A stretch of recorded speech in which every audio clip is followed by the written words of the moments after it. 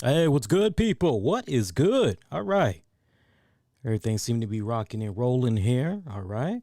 So, if you guys are tuning in live right now, I know slowly you guys are going to be connecting since we're multi streaming, but we're going to officially start the show at about the 10-minute mark, give or take. I got the 7-minute mark right now. So we'll officially start the show then again at the 10-minute mark. So that's in about 3 minutes. So if you guys want to grab yourself a quick drink, you can definitely do so right now. Stretch out for a little bit. You can do that right now. But then we'll go ahead and we'll start the show here. Kind of gives me enough time to get everything situated. I'm giving you guys a heads up right now.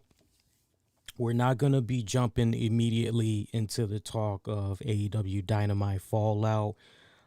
Wrestling related, but it looks like there's some scary shit that's going on right now. And I got to be honest with you guys, it's pretty much had me preoccupied for the past 45 minutes of watching Dynamite. So we'll get into that in just a little bit. But yeah, I'm still trying to piece together as much information as humanly possible. Kind of a weird week it's been in pro wrestling, just some of the things that's been going on involving some of your favorites, honestly. But we'll talk about that in a hot second. All right. So again, if you guys want to stretch out real quick, you can do so right now, because I know Dynamite just went off the air. We're going to start at about the 10-minute mark. I got the 8-minute mark right now. So we'll be rocking and rolling in about 2 minutes. But on a much lighter note, for those of you that watch Dynamite tonight, and you saw the little thing about the CM Punk E-Deck pack, the AEW E-Deck packs, I do have some news to share with you guys about that. So that I actually looked into that, and I actually bought a pack. So I'll tell you how that whole experience had went for you guys that might be a little bit curious. You never done that type of stuff before. I'll give you guys a skinny on that one. All right, let's see here. And actually, let me back up.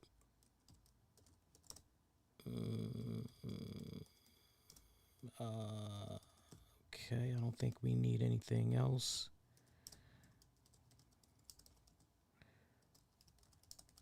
Actually, and let's go with that. Okay, cool. All right, just got to get my thumbnail in here. And guys, we'll pretty much be rocking and rolling. We're going to start in about 60 seconds, y'all. 60 seconds. Okay. Where is my thumbnail? Oh, where's my thumbnail? Good. Okay. Awesome. And other than that, I am going to, let me look here. Yep, all that looks good.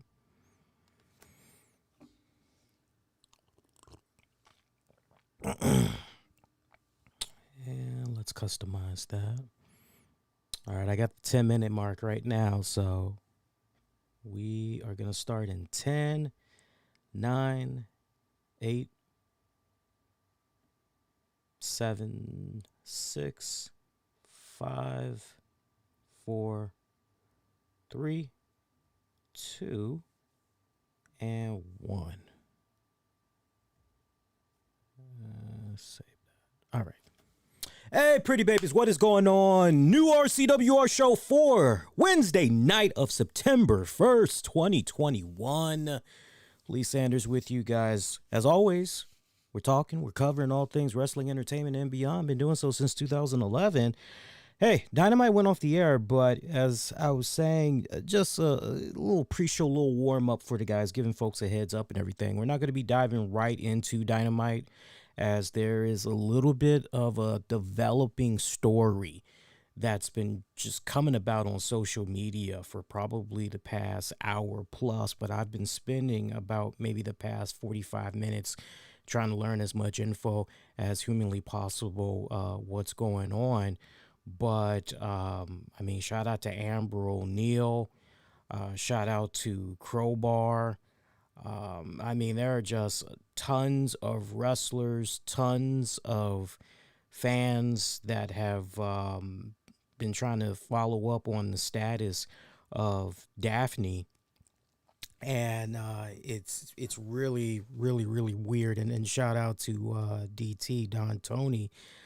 He's now gotten in involved in this, and I'm sure he's going to be talking about this a lot more at his end, since quite a few times he used to do work with Daffney and everything. But even he's gotten involved here, and apparently the what I understand right now, and I had asked if anybody could get at me on social media to try to help me piece together everything that's been going on. So shout out to you Daffney fans that's out there, or you've at least been paying attention what's been going on social media within the past 2 hours here. You want to chime in a little bit more light, help us all connect the dots of what's been going on.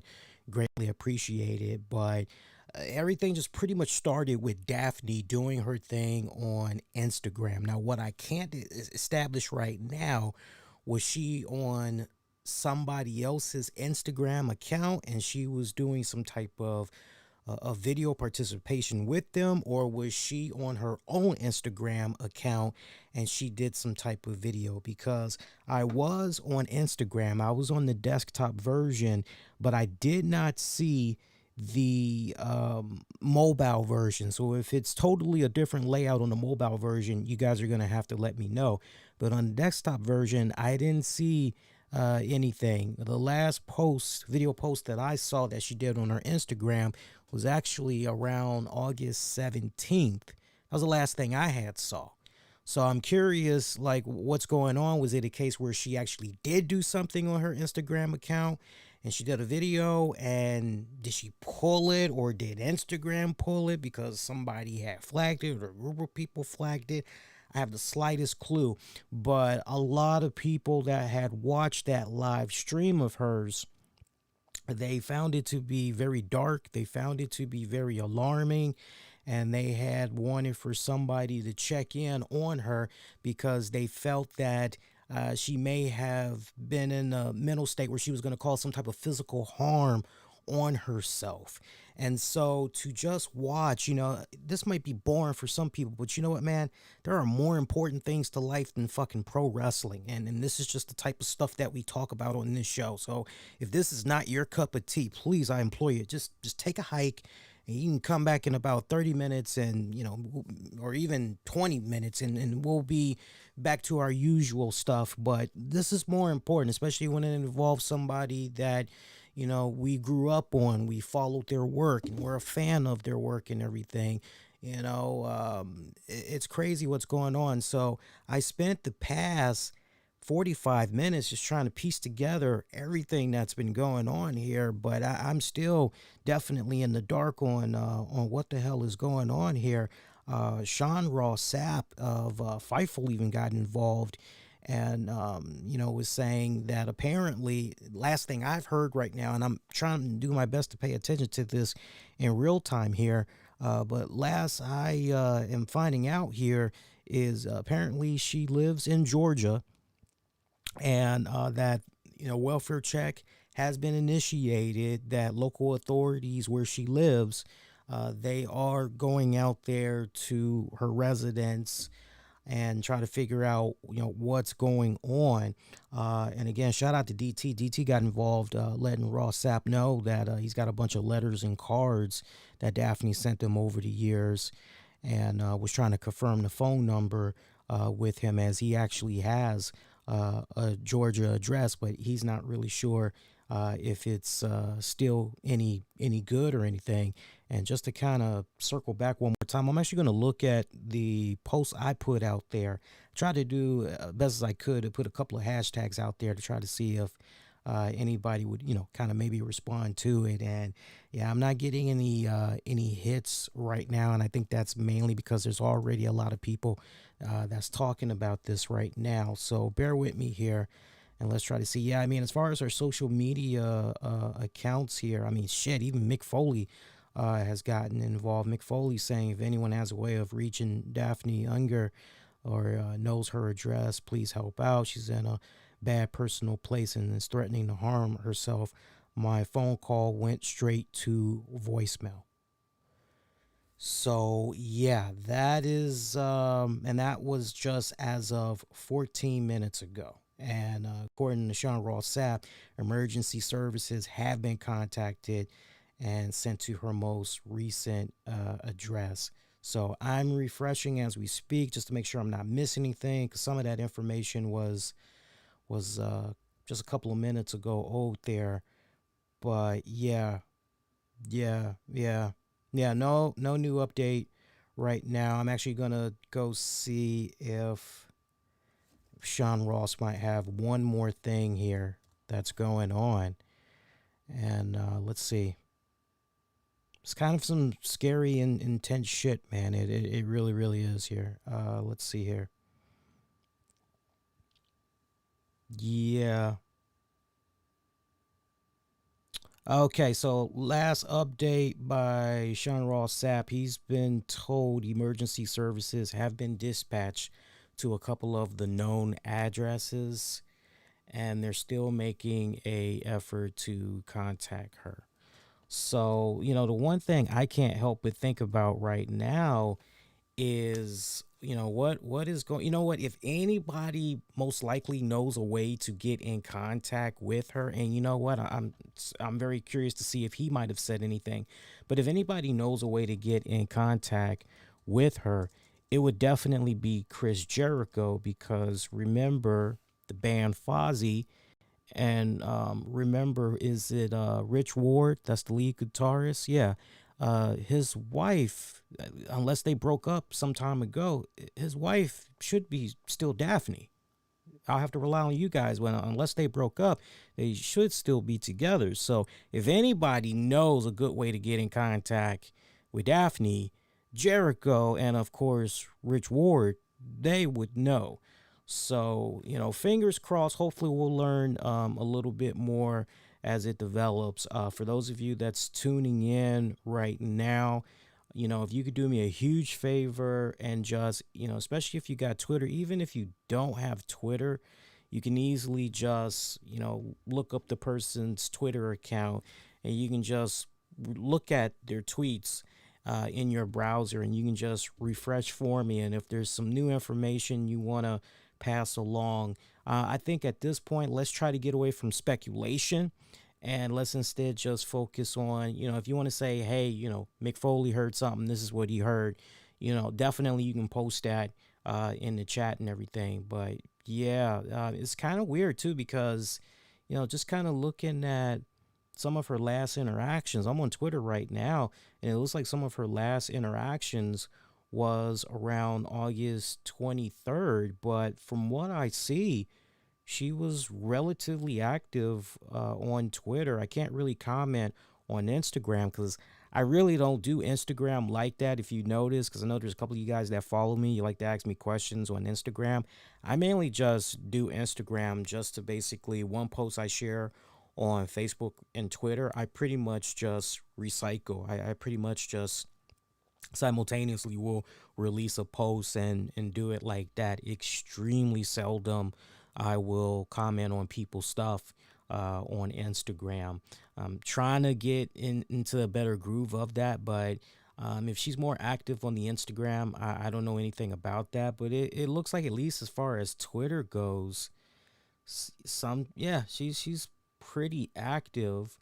Some of her last couple of posts, she got one quote from the Joker movie: sometimes you have to forget what you feel and remember what you deserve. Not really sure what that's all about, but again, we're not going to be speculating on all that at this point. You're a fan of her work. Just keep your fingers crossed and just hope for the best. Hope that nothing crazy is going on there with her and everything. And I can't stress this enough, as we've talked about this passionately off and on over the years here on the show. As you can see behind me, I've got in a plaque there, People magazine of Robin Williams. And nobody's death had really, really crushed me more, other than the exception of Chris Cornell, Lane Staley of Alice in Chains. Robin Williams was the third one that just out of nowhere, for sure Prince, definitely Prince, but I mean just really had me in a mental state where I didn't want to talk to anybody. I wanted to be left alone for a couple of days, just be left in my thoughts. Yeah, definitely Lane Staley, Chris Cornell, Robin Williams, and Robin Williams on a different level, because it's like how are you supposed to know that guy was in the type of pain that he was in, right? Dealing with watching himself deteriorate before his very own eyes, and just taking the way out that he did and everything. When it's all said and done, and that picture of Robin Williams is a constant reminder for me, especially as far as paying it forward, always forward.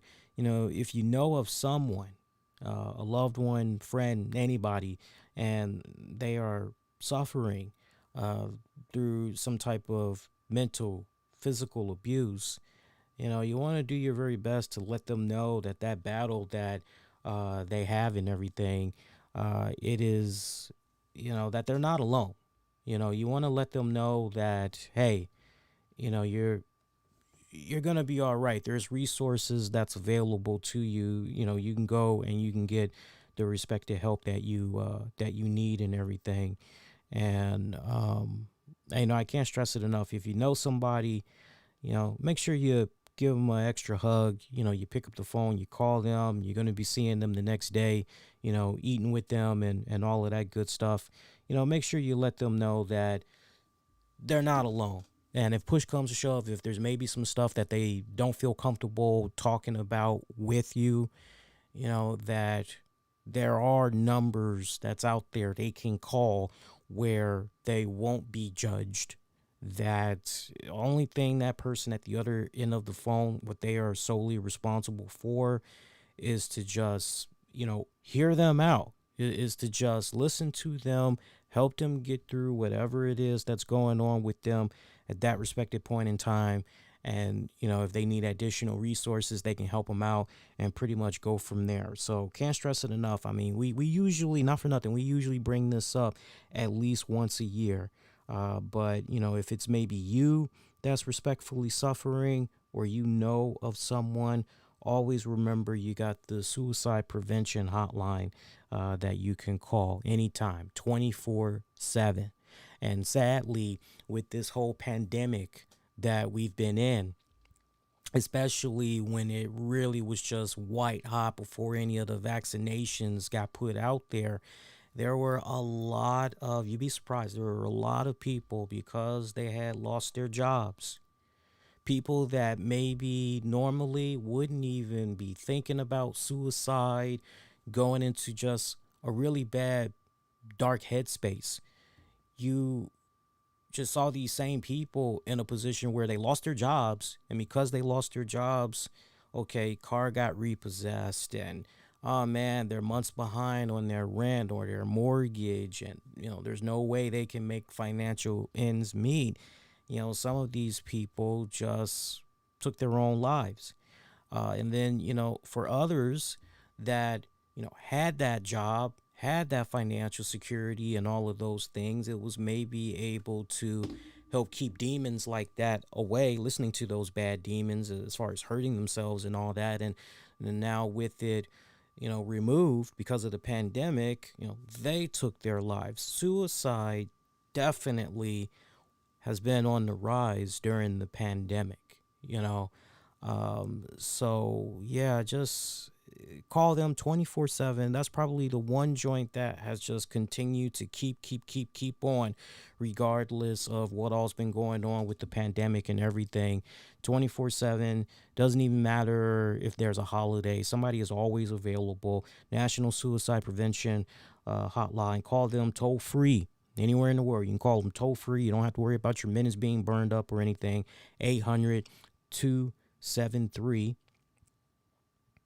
Again, 800-273. My numbers are a little bit mixed up here because I'm actually looking at the phone number right now, but it's a little bit mixed up here. Hang on. 273 talk. 273 talk. 800-273-TALK. Again, 800-273-TALK. Otherwise, 800-273-8255. Again, 800-273-8255. Been a fan of Daphne's for many years, many years. Longtime listeners know this, but there was quite a few times over the years I actually used to try to see if I could get Daphne on the show. I remember one of the last times I tried to see about getting her on the show.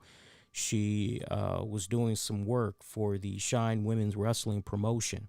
And I remember when I had touch base with Shine, this was during a period where I was just religiously checking out the Shine promotion. And I remember I reached out to them saying, hey, I want to try to put this upcoming event you got, who do you have available for interviews and all that? And one of the people that was mentioned to me was Daphne. And there was a couple of other names. I remember Chastity Taylor being one of them. Shout out to Chastity Taylor. Chastity is somebody that I've known for some years now. I would definitely say we're acquaintances. We used to do really good back and forth with each other as far as good correspondence and all that goes. But I know she recently had got married, and as far as I know there's a brief period of time there where she wasn't pursuing pro wrestling, and I think now she's kind of getting the itch to get back into it and everything. But she would always we would talk all things women's wrestling and other stuff, me and Chastity and everything. And I remember when right before I had the opportunity to chat with Chastity, it's kind of funny how everything had panned out with Chastity and everything. But I remember originally, before I went with Chastity, I said, of the list that they gave me, I said, well, I've always wanted to chat with Daphne about Daphne. And so they put me in contact with Daphne, and she was very pleasant, a sweetheart and everything.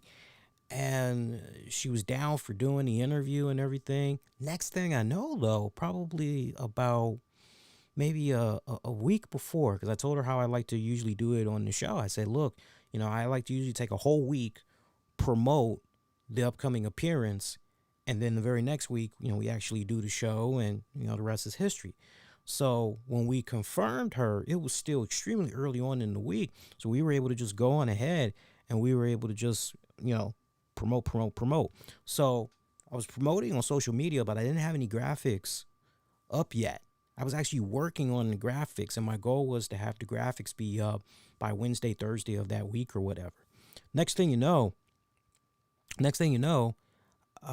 before I could even, because I had the designs ready to go. So before I could even publish them, Daphne reached out to me and, basically said she unfortunately couldn't do the interview, and you got to be prepared for shit like that, because, it comes with the territory and everything. But, remember, I told you she was such a sweetheart when I was corresponding with her via email. She was such a sweetheart. She took it upon herself to find a suitable replacement. And she put me in contact with like a couple of more girls. And I think one of those girls, I'm trying to think, but I believe one of those girls might have been Ruby Riot. And at that time, Heidi Lovelace. I believe, I got to actually double check. And I think Kimberly was another one. And I always remember that kind gesture because in my experience of podcasting, booking guests for interviews and all that, usually when you get somebody that cancels on the interview, they just basically, yep, can't do it. And, some that really mean well, they will definitely, hey, what's the next date that you got available? They'll try to actually, but then you just have others, they just, nah, I'm done. And then they're pretty much done. They don't even try to work with you on another day. They just pretty much back out, and that's pretty much it. But I always remembered that about her, how not only was she a sweetheart, because it's one thing you keep hearing about Daphne, you listen to enough people, is she is a sweetheart. She's a really, really nice, kind person and everything. So to hear of these problems that's going on, my heart definitely aches for her. definitely. And I hope that whatever is going on with her, I hope that people are able to, get to her in time and get her the respected help that she needs. Now, just one more time, I just wanna make my rounds, and I just want to see what's the latest update, if anything. And to not hear anything is a good thing. To not hear anything is a good thing. So let's see what we got going on here. I'm checking out Sean Ross one more time here, just to see what we got going on. And at this point, as far as a new update, okay, so here is a new update. Here is a new update. And this is by Sean Ross. Her family has been contacted, and they have her current address. She's moved in the past couple of weeks. Police have been dispatched. So that's currently what's going on right now. So we'll continue on with the show, but I definitely, before we get done with this show tonight, we definitely need to. And if you guys got any, breaking news you want to share in regards to Daffney, please, you can definitely just post in the comment section. And when you do comment, make sure you credit who you're getting your information from. I think that's very important, because the last thing we want to do is be misleading people and putting the wrong information out there and everything. But hopefully before we're done with the show, we'll have nothing but good things to say as far as the status of Daffney and everything. But then again, look, no news could also be good news. But I like hearing that her family has been contacted, and they've got her current address, and we're pretty much rocking and rolling from there. So yeah, I wasn't going to talk about this particular thing until later on in the show, but I told you guys earlier what a weird week it's been in pro wrestling, because we kick things off, unfortunately, talking about what's going on with Daffney, and again, all the best. But I also want to show some respected love to WWE Hall of Famer Rikishi. I don't know how many of you guys are aware of this, and I just remember after I got in from work yesterday, and I was watching NWA Power, and I'm putting together my show notes, gathering up some news, and I'm ready to talk about NWA Power. I find out, like, right before I go on the air, that apparently Rikishi's niece has been killed. And my mind was just blown when I had saw this information. I don't know how many of you guys are aware of it, but she was only 16 years old. I mean, think about that. Only 16 years old, still scratching the surface of who she wants to be when she grows up. What does she want to do career-wise, right? All of that, still trying to figure everything out with herself, and a life taken just breaks your heart when you hear that. Now, for those of you that can't read the information there under the $5,000 reward, and shout out to those of you that's going to be listening to the audio version, apparently on Friday, July 30th, at around 6:45 p.m., there was a shooting that occurred on Bertha Lane in San Francisco's Bayview neighborhood that resulted in the murder of 16-year-old Jediah Tofano. Hopefully I'm pronouncing that right. If I am mispronouncing that, apologies in advance. And the wounding of an adult female. San Francisco Police Department has authorized a $50,000 reward for information leading to the identification, arrest, and conviction of the suspects responsible for the murder. Anyone that has any information in regards to this case, remember, you can remain anonymous. I can't stress that enough. You can remain anonymous. Call the San Francisco Police Department homicide line at 1-415 553 9069. I'll give that to you one more time. Area code 415 553 9069. You can also call the SFPD 24-hour tip line. That's at 415, area code 415 575 4444. I'll give that to you one more time. This is the 24/7 tip line, 24-hour tip line. Area code 415 575 4444. You can even send a text message if you want to that same number, and they'll get back to you and everything. But again, you can remain anonymous. So thoughts, prayers to Rikishi and his family. Look, living here in the nation's capital, Washington, D.C., we see shootings that happen all the time with young victims.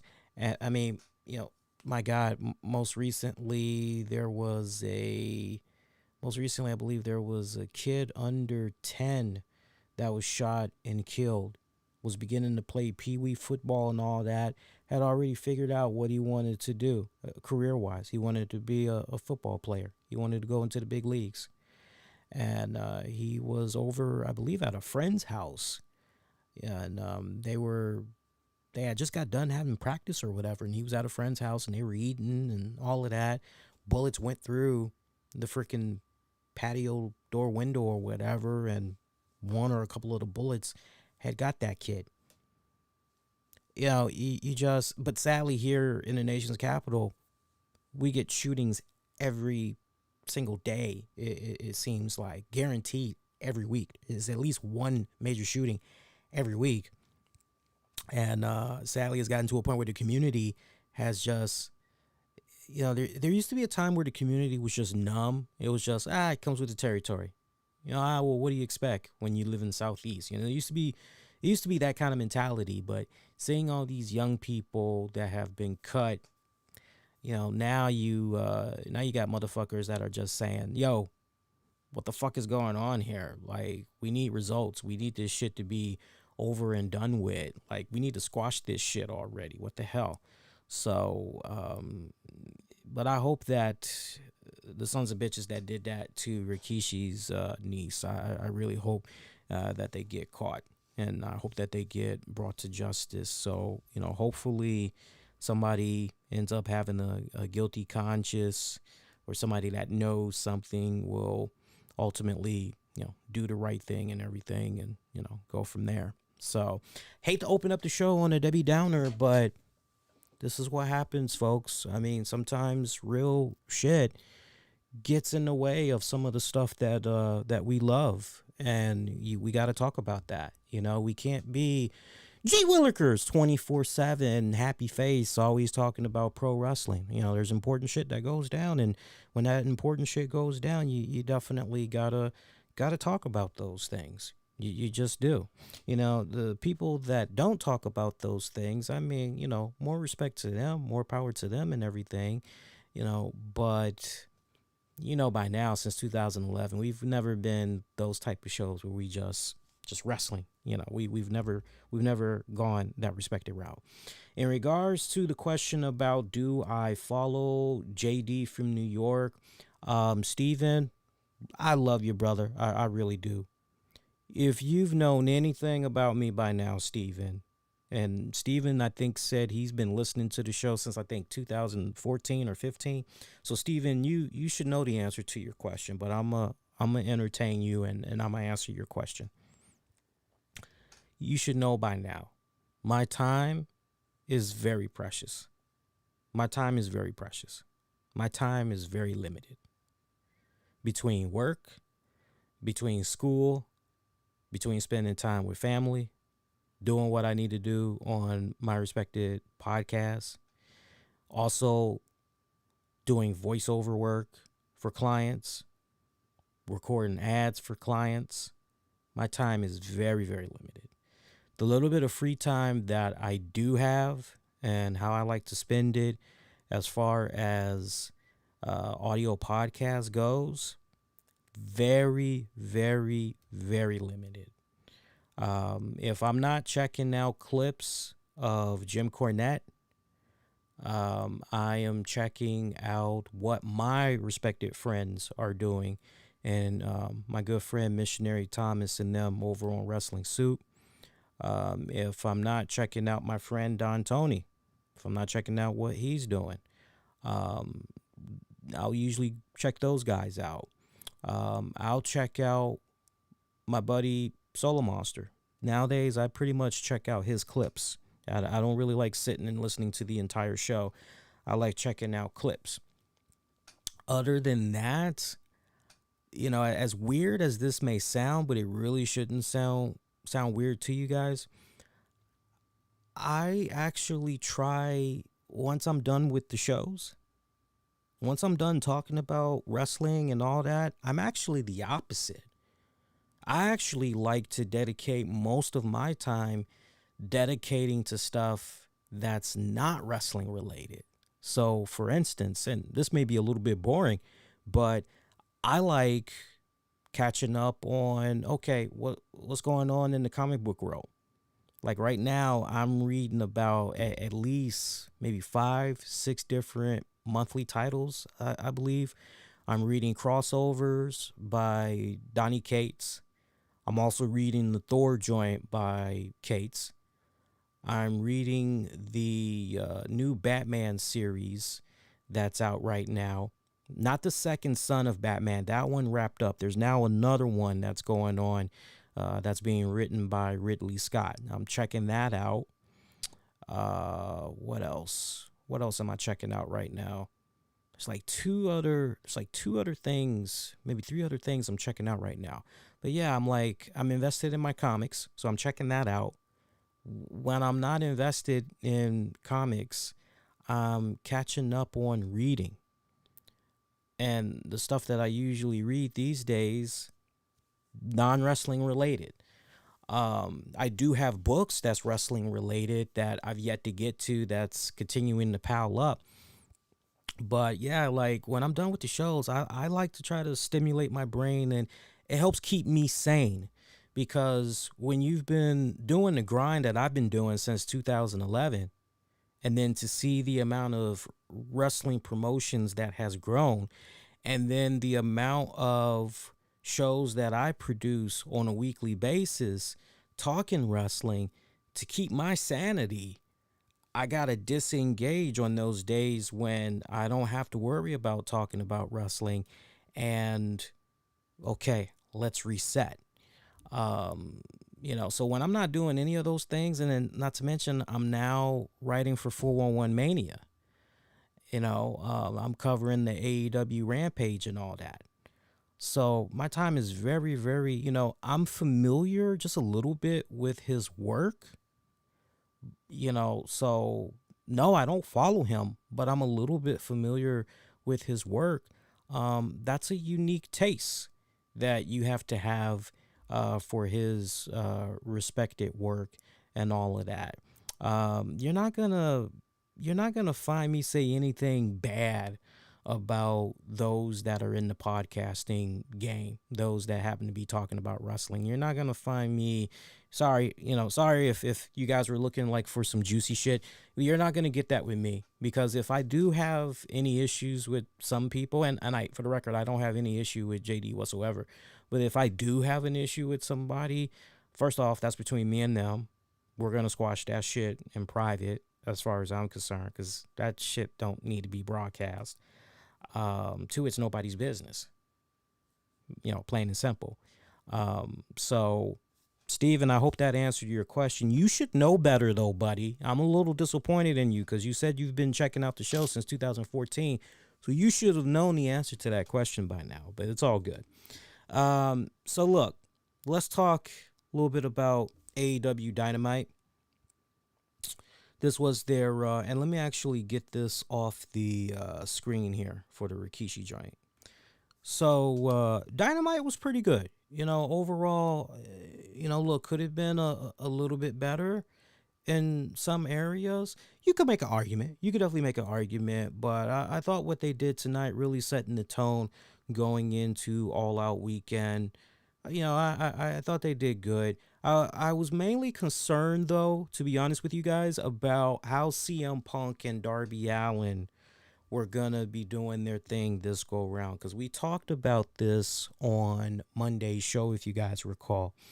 And I was under the impression initially from Monday night, when you guys go listen to that show, if you haven't listened to it already, I was under the impression we had a couple of more weeks to go until All Out. But then, as I had researched in real time, oh snap, it's coming up on September 5th. And remember what I had pitched initially. I had said, look, we don't seen CM Punk come out a couple of times already. Let's let him take a week off, and let's just have Darby Allin really sell here. And then we can bring back CM Punk the following week, and it can just be all about CM Punk and Darby Allin, that face off one more time going into that weekend's pay-per-view. But then to find out, oh, nope, September 5th is All Out, you're going, oh, shit. Well, then we've got no choice. We've got to fucking have these guys somehow meet face-to-face on this final Dynamite, or else what the hell. So I was most curious to watch Dynamite tonight to see how they were going to have these guys connect and everything. And I thought what they did was good. I actually thought what they did was good. I felt it was a nice change of pace, because I got to tell you guys, I had serious trepidations when I heard the music of CM Punk. By the way, that Chicago crowd came off a little bit subdued. They really did. I don't know if all that good concession food had got to them, or if they were binging on the CM Punk ice cream bars. Because remember when CM Punk had came back initially, and you had the whole ice cream bar thing that was going on. Well, it turns out at tonight's Dynamite, at Friday's Rampage, at All Out Weekend, day of All Out, you're going to be able to hook yourself up from the concessions with some CM Punk ice cream. So you know what that means. There's going to be even more motherfuckers that are going to be taking those wrappers, and they're going to be going online, and they are going to be looking to make a killing off of them damn joints. I mean, I've seen those damn wrappers go for freaking 50, anywhere from $50 to $150. That fucking ridiculous. Now, if you were to ask me straight up, Lee, if you had an opportunity, would you want one of those wrappers? No, I'm actually, no, I'm actually good. If anything, excuse me, if anything, I would actually want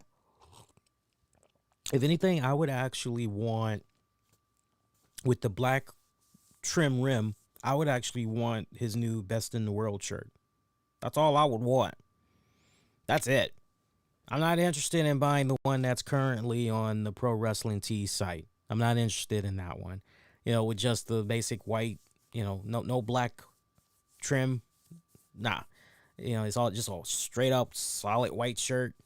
Yeah, I'm not really interested in that one. I'm good. I'm interested in and only that. I would even consider the CM Punk I Was There shirt. I would even consider that one. But yeah, the whole wrappings and all that, that's just, I'm good. Seriously, I'm good. But one thing that I did take advantage of tonight, don't worry, I didn't forget about the whole Darby Allin stuff and all that. One thing I did take advantage of tonight, they had promoted this on Dynamite. They promoted CM Punk's E-Deck trading card that is part of this upcoming AEW deck series. And I felt that this was really intriguing, because back in the day, I used to collect a good number of cards from Tops, definitely from Upper Deck. Back in the day, I was a big fan of all things basketball, all things baseball, all things Marvel Comics. And I remember I had like the biggest fucking collection back then of trading cards, and I used to just be trading with friends all the freaking time and everything. So to hear about this whole e-deck thing, I found it to be very, very, I was very curious about it. So I had researched it and everything. And I think it's rather cool what Upper Deck is doing here. So let me actually show you the card that they made available as guaranteed. When you buy this pack, this e-pack online, you only get one card. Yeah, and it's essentially like a sample of things to come. So I guess depending on how well the sales are for this, we'll kind of factor in whether or not AEW is going to just, let's go ahead. Let's do a full-blown deck series on AEW here. But last I saw, they've got about at least over 3,000 orders. Just mention CM Punk is part of this. Guaranteed you'll get a CM Punk card. Everybody just jumped on this. So you only get one card, and it's this card right here. That's the card. That's all four corners. There's your trim and all of that. Right? So this is a piece of history right here that you guys are looking at.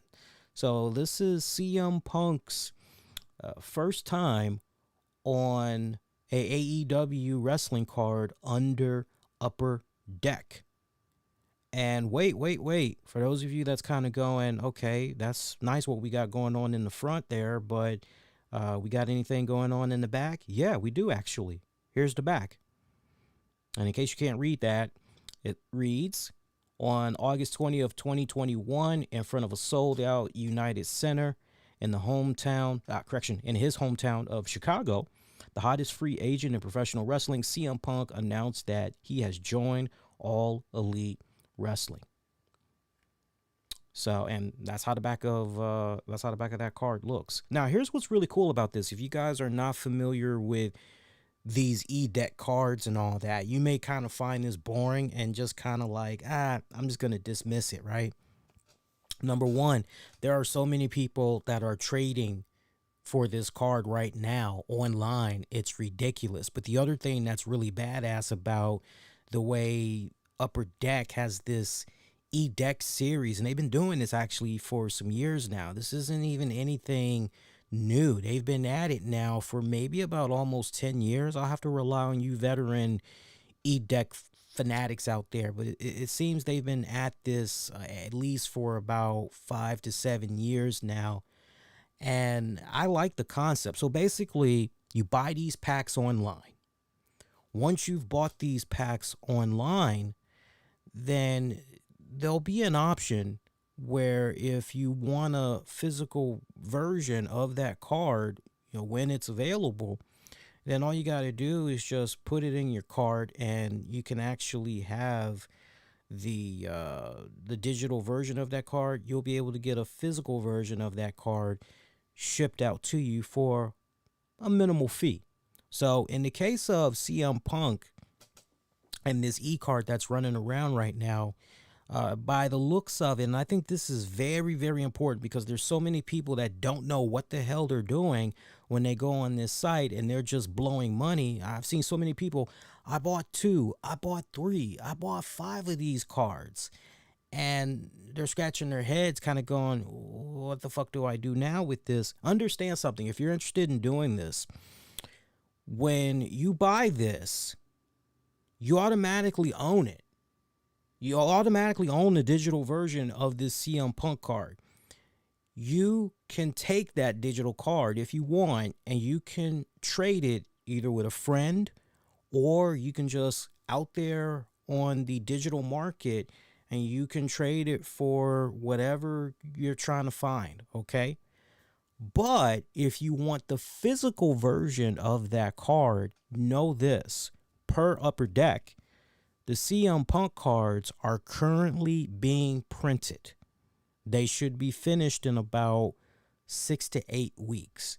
And then once the 6 to 8 week time period has lapsed, then you'll pretty much get a notification letting you know that a physical version of that card is available. And you'll usually get some type of a symbol, some type of an icon on your card letting you know that there's a physical version that's available. So once you see that there's a physical version, you get a notification that there is a physical version available.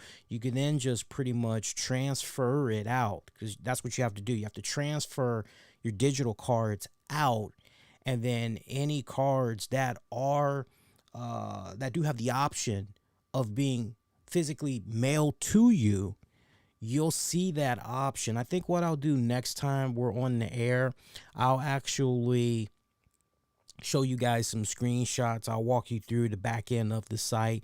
But once you understand the layout and how everything is, I mean, it's just boom, boom, boom, boom, boom. It's not overwhelming whatsoever, but it can definitely be very confusing for folks that don't know diddly squat about e-deck cards, have never messed with it before in their life. So there you go. So the e-deck pack for the CM Punk card, that's gonna run you about $6. I ended up actually getting 2 of those, so 2 total.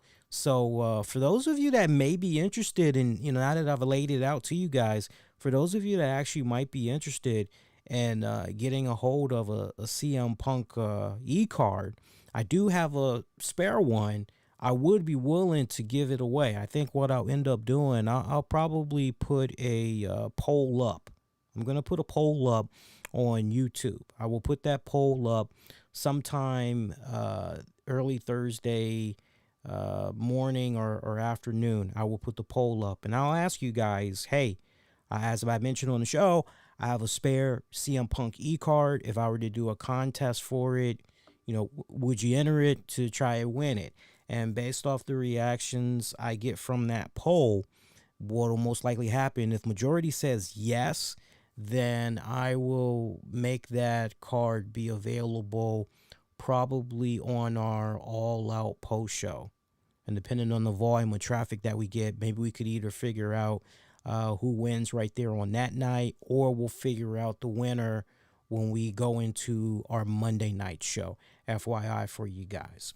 So yeah, FYI for that. Yeah, I just thought that whole process was kind of cool, the way that they did it. And not for nothing, the site actually had crashed as soon as Tony Schiavone and them had promoted that shit tonight.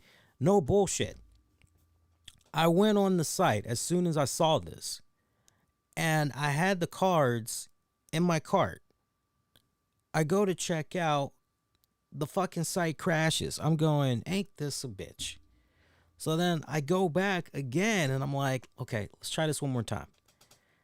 And it just continued to crash. So finally, I just said, okay, you know what? Let me just wait a couple of minutes here, because this is bullshit what's going on.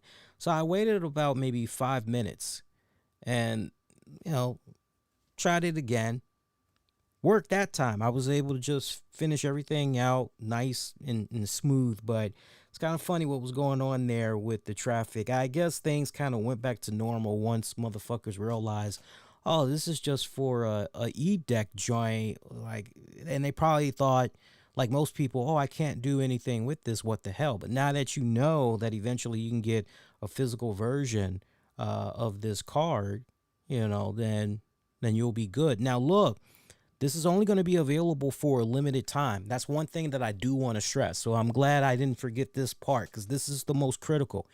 If you want to get a hold of the CM Punk e-card on your own, those of you that's not going to enter the contest, you're not going to wait, you're just going to, off the break, go for it. Peep this out. You got until September 3rd at 8:59 a.m. Eastern to pick up your e-pack. Because after that, that's going to be it.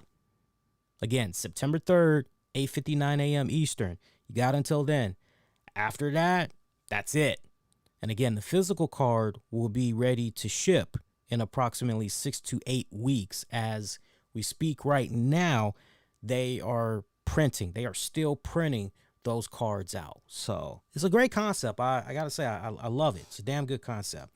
So most curious to see how CM Punk was going to go about things tonight on Dynamite. Hearing his entrance, subdued crowd, you're going, okay, yeah, the honeymoon period is pretty much over for Punk. They love Punk. They don't hate him or anything.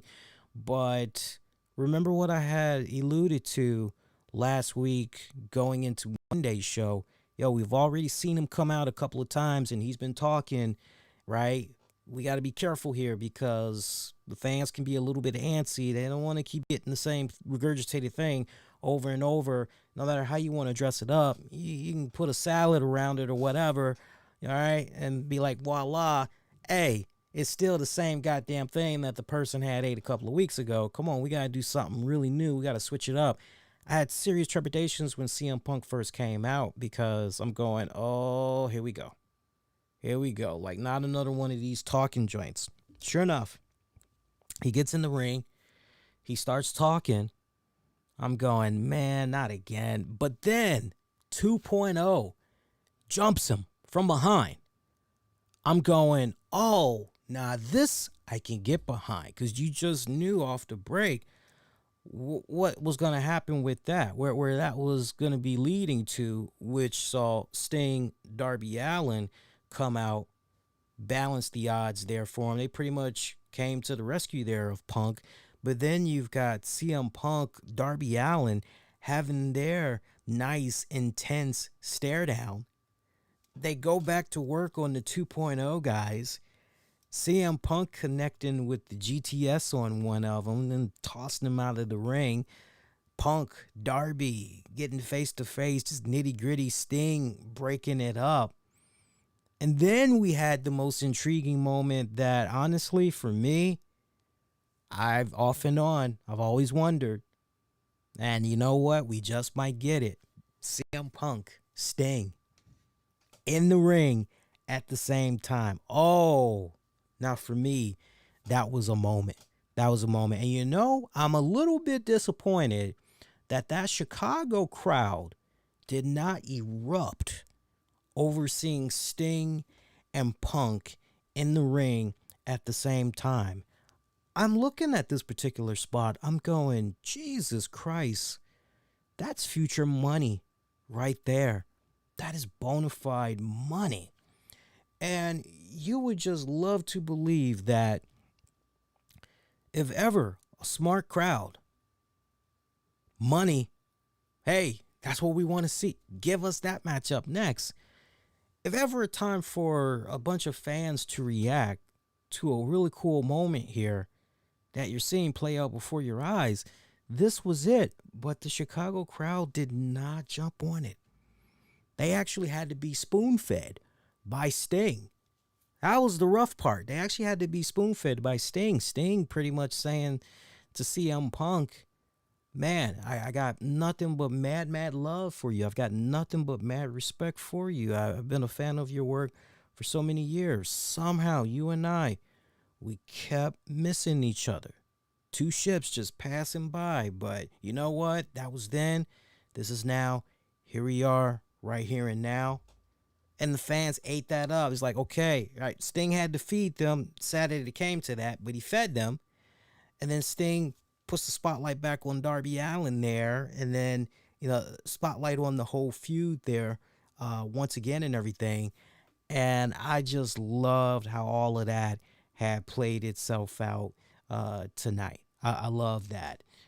Good shit. And then to get later on in the night, the little spot there with Darby Allin and his comments about CM Punk. There really wasn't anything there with Darby Allin in that promo, honestly. If you were looking for something, a little salacious or whatever, you didn't really get that with Darby Allin's promo. As a matter of fact, I'm just kind of going through the cobwebs here of just some of the stuff that was talked about in that promo. And, the only thing that was really said about that Darby Allin promo, give me a second, because I'm actually going into my notes right now, and I can tell you guys here. Let me see here. Yeah, the only thing was that Darby Allin pretty much said in a nutshell was he's going to die to try to beat CM Punk in Chicago. I mean, that really was it in a nutshell.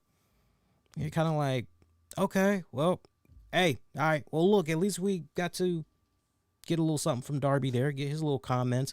But from what Tony Schiavone, Jim Ross, and them had said, we're going to be getting a lot more on that TNT All Out special before the actual pay-per-view. So maybe we'll see some additional comments from both men to really, really help needle a thread there going into that matchup and everything. But overall, it was actually pretty good. It was pretty good the way that they had presented itself. And then look.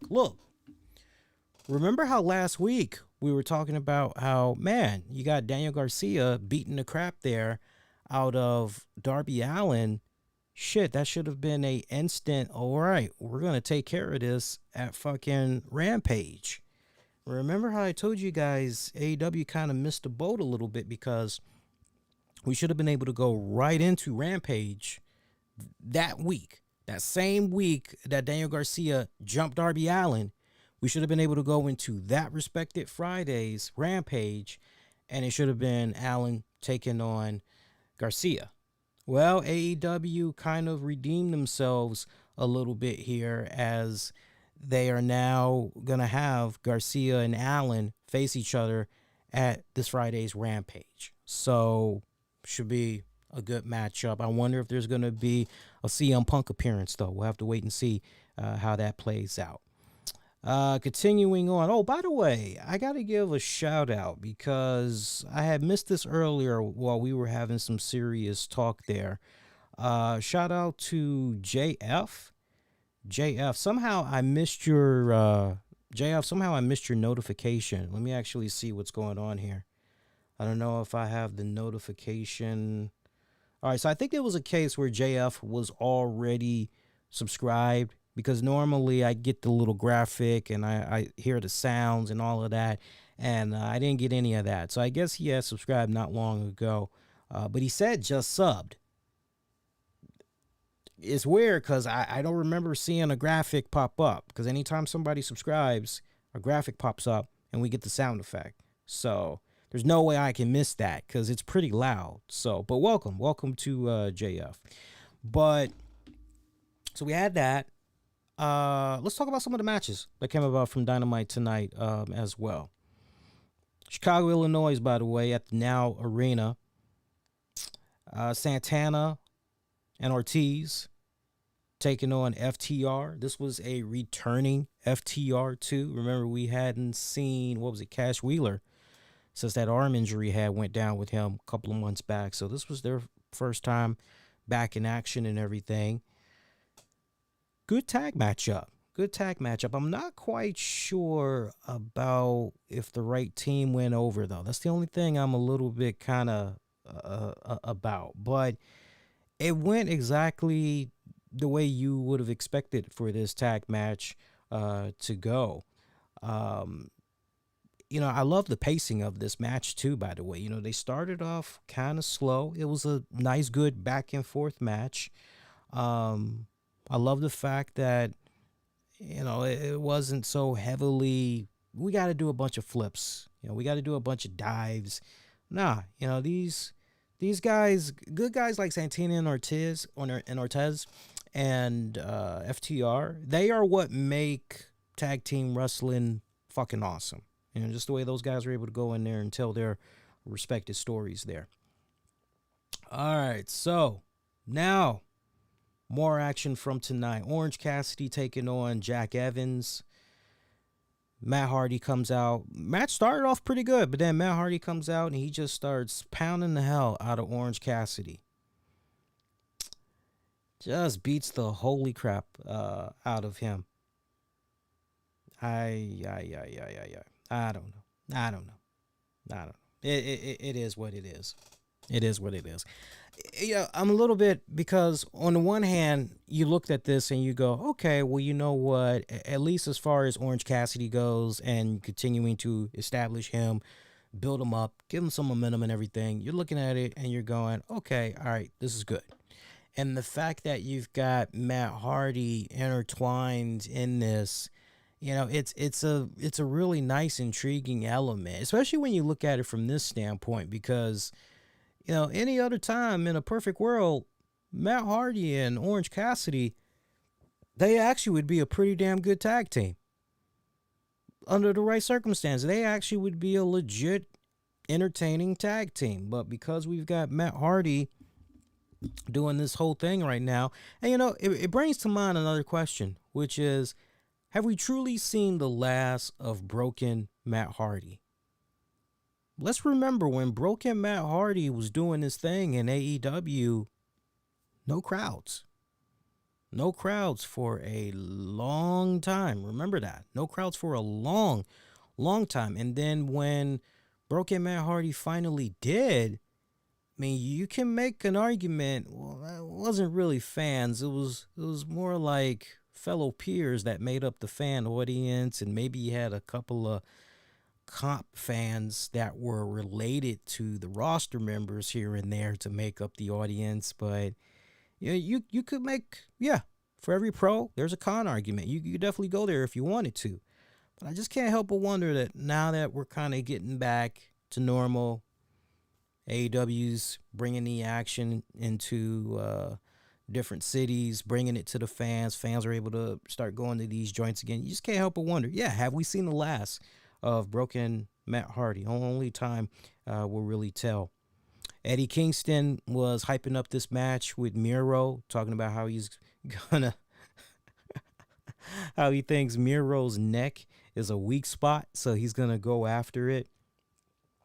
Talks about that strategy, tongue twister tonight. Forgive me, the guys.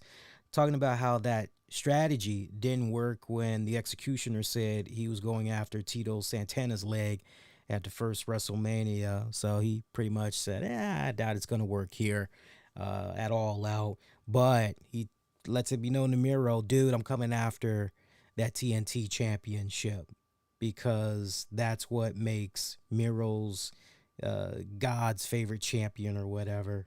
Yeah. So good shit right there. Then you saw the rebuttal from Mero. Mero says he only lays down for his wife after a title defense, so he's ending Kingston.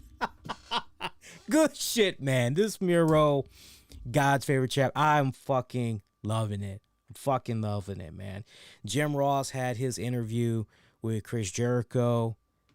I love the tone that they set in this. This was pretty much establishing the fact that Jericho, Jim Ross, a lot of history. Jim Ross, very integral in the early career of Jericho. Ross going on record telling Jericho, look, I think this is a really, really bad move that you're doing here. I think this is totally a bad decision that you're doing here, putting your career on the line. You got a lot to lose here. You got so much. I mean, without a doubt, you're a future Hall of Famer and all that, but to put it all on the line right here, against a guy that's pretty much had your number, multiple times, I'm not sure, man.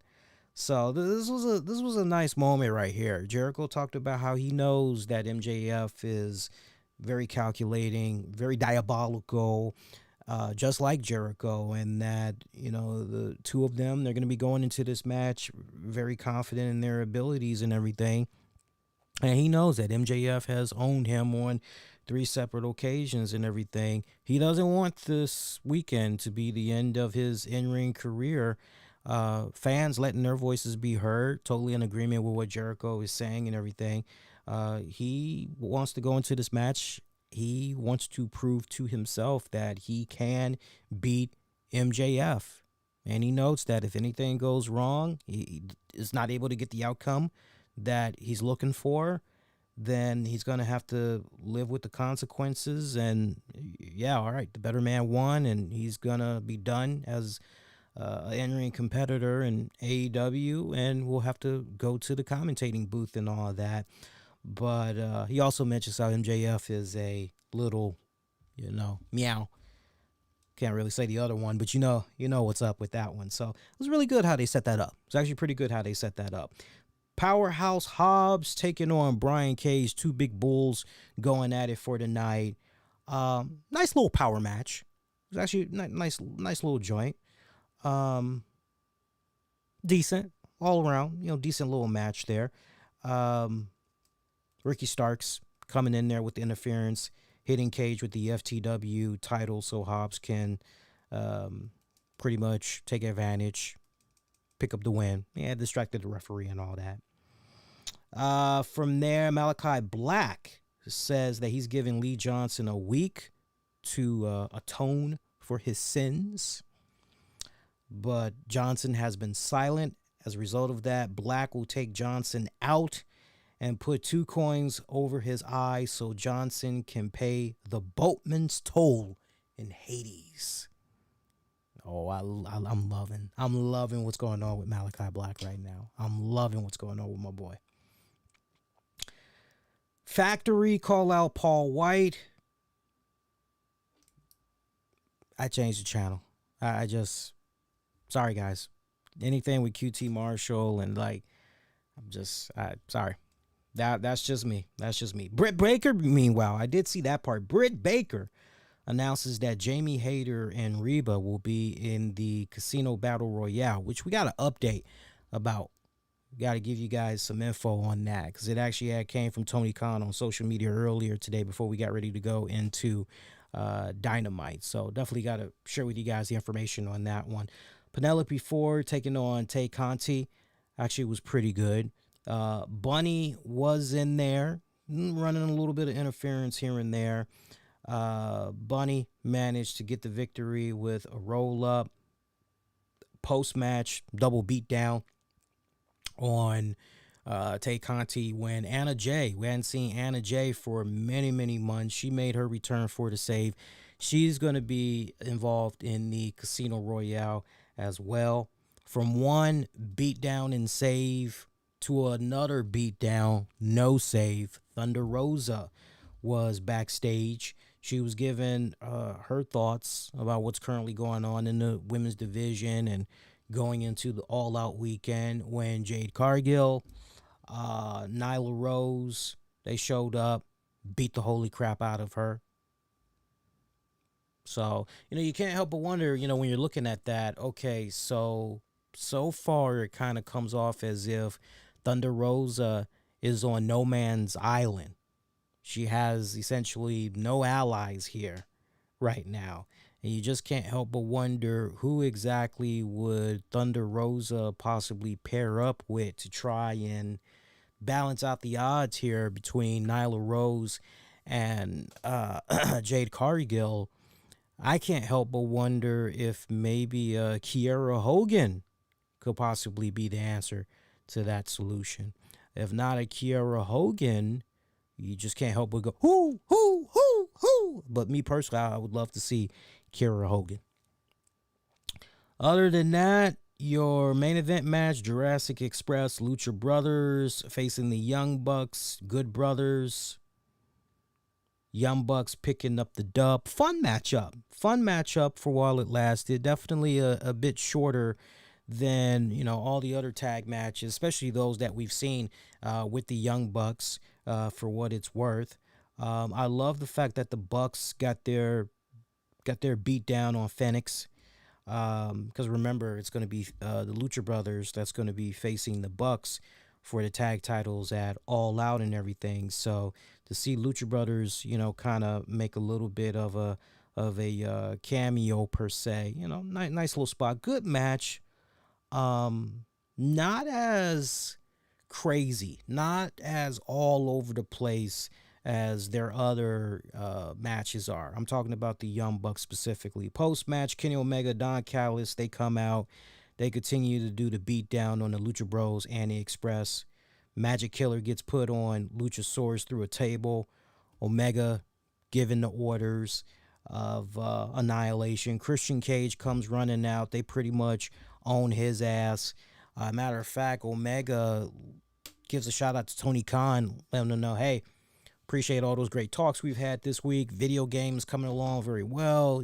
Just loving what's going on. But, what you fail to realize, Tony Khan, is everything that's going down right now with Christian Cage. And Cage, you played right into this. We knew this was going to happen. We were waiting for you. Let's get them, boys. And they continue to assault Christian Cage. And Omega calls for the steel cage structure. Wasn't even aware there was a steel cage, yo. But he called for the steel cage to come come down from the heavens there as the show pretty much ends with a big old group beatdown on everybody, especially Christian. Nice BTE trigger takes Christian out fucking silly. Pretty much put a book in to this week's Dynamite. So nice. They did a good job, I felt, in really putting the spotlight on the key matches that we're going to be seeing at this weekend's pay-per-view. And they also did a good job of sweetening the kitty a little bit to get you to check out Rampage. I thought that was also a nice little nod that they did, but more so about the pay-per-view. This was really about just pushing the hell out of the pay-per-view for the entire show. And I love the fact that AEW's mindset into this final Dynamite before All Out was just full court press, all blitz, full steam ahead. Let's just promote the hell out of the weekend's pay-per-view. So I thought that was pretty good. Really good. They raised the game up here on this one for their go home as far as I was concerned. Pretty good episode. Definitely redeemed themselves, I felt, from last week's Rampage. Definitely redeemed themselves, which, by the way, can't wait to see what's going to be happening there with Rampage for this week. Because remember the numbers, we talked about the numbers for Rampage already on Monday's show. Ratings were looking pretty right. So, hey, if you guys been enjoying yourself so far, if you haven't done so already, please go out of your way. Make sure you hit that like button. Feel free to subscribe as well. When you subscribe, you get to see your cool little name pop up on the screen. I give you that acknowledgement like you are my tribal chief. And what's also pretty cool about hitting that like button, you help put more eyeballs on our products. So do that. Appreciate that in advance. Thank you kindly, guys.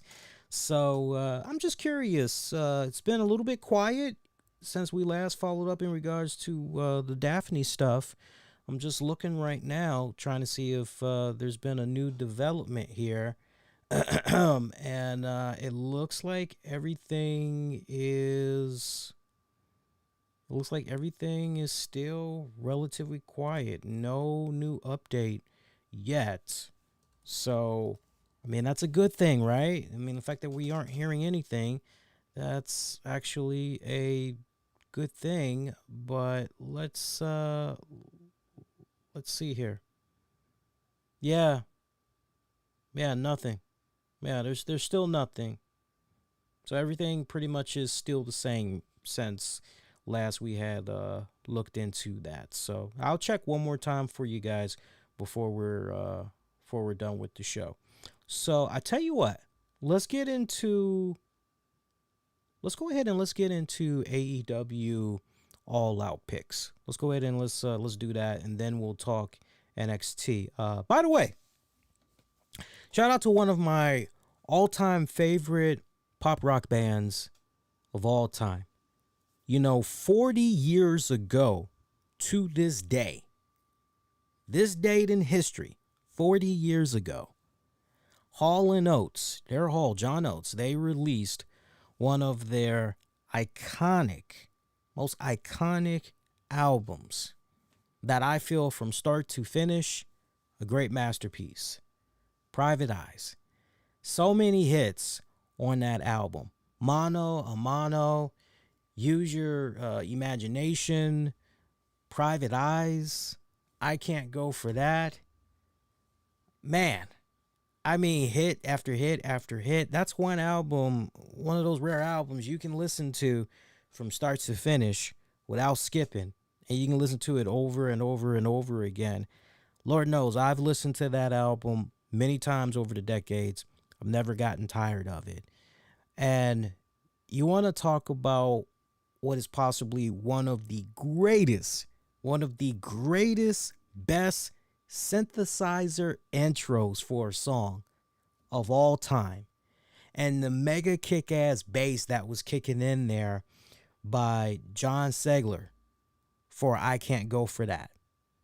That is like one of the most, that opening for I Can't Go For That to this day has been one of the most sampled hooks by all artists. Whether it's jazz, whether it's rap, you name it, that joint stays being sampled. 40th anniversary of Private Eyes, the album. Man, that's just crazy. So that album dropped in 1981 on September 1st. It dropped in 1981. Time flies. Time fucking flies. So happy 40th on that album. Happy 40th on that album. All right, so let's talk All Out, man. Let's go ahead and let's look at the card here for All Out. So we got it coming up this weekend, and then we'll get into a little bit of NXT and some other little tidbits that we can get into. So Hoffman Estates, Illinois, Now Arena. Here's the matches that we got so far. By the way, there was some Tony Khan news that definitely plays into what's going on here with All Out. And let me actually see if I can retrieve what Tony Khan had said earlier here, because I was so engulfed in looking at. Yeah, here we go. So Tony Khan had put this message out. He said, actually, bear with me here. Yeah. He said, thank you to the fans supporting AEW Dynamite on TNT. The Women's Casino Battle Royale, which was booked on the buy-in, will now be featured on the All Out pay-per-view card. So you know what? If you're a fan of women's wrestling, you may actually look at this move and say, hey, that's cool. I'm happy that essentially this is not on the pre-show, that they're moving it to the actual pay-per-view card. Okay, badass. But wait. Due to travel issues, Pac versus Andrade, that's been postponed until a future episode of Rampage. Now, isn't that just irony in itself? Isn't that sweet fucking irony in itself when you stop and think about it? Because you look at Dynamite these past several weeks and you look at the story arcs there. You got fucking Andrade. You have travel issues, yes? Let me pick you up in my limousine. My limousine will pick you up and it will take you to the nearest hotel. I always do my traveling in great style. You can ride in great style too, like a little. Right? All that shit that's going on there with fucking Andrade, you know, it's like every time you turn around, there's always some type of a weird travel thing that was going on. And now, legit, we've got travel issues. And this match can't happen. That is just the funniest fucking shit I've ever heard of in my entire life, yo. The funniest fucking shit. So those guys are gonna get it on Rampage. Just hilarious. And I love how nobody online is, well, there's a few, because when you really stop and think about it, you could make an argument that, god damn, it seems like every single time we turn around and it comes to Pac and AEW, Pac is always having some type of travel issues, because this is not the first time.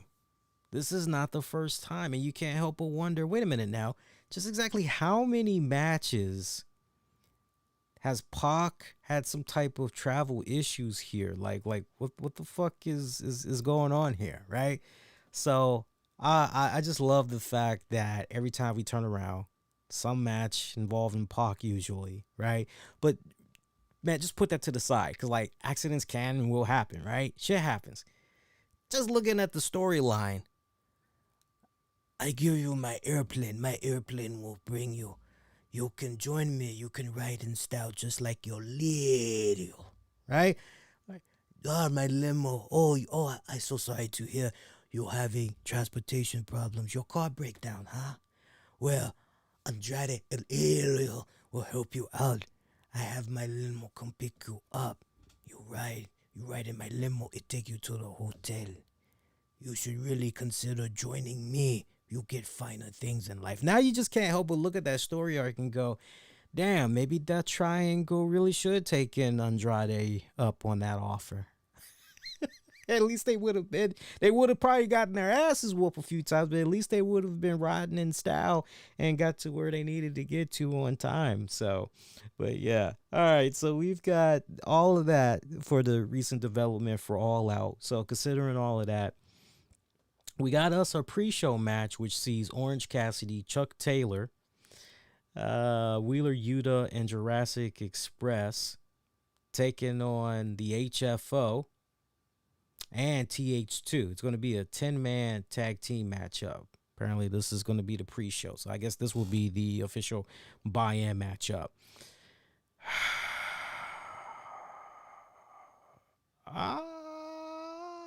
I'm going to go. I have no personal preference here. I really don't.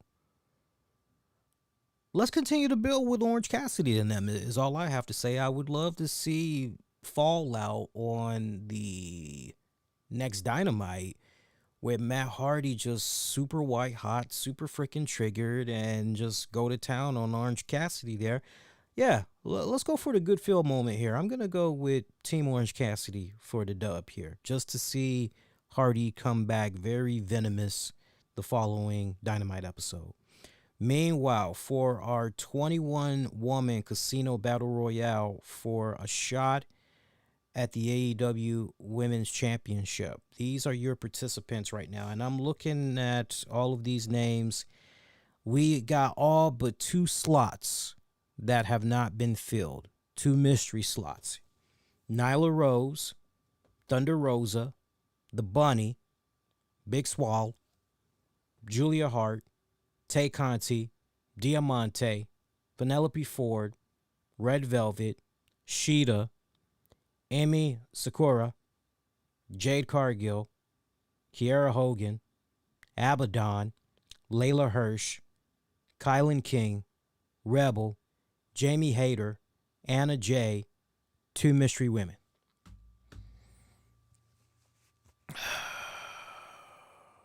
Boy, that's interesting. That is interesting right there.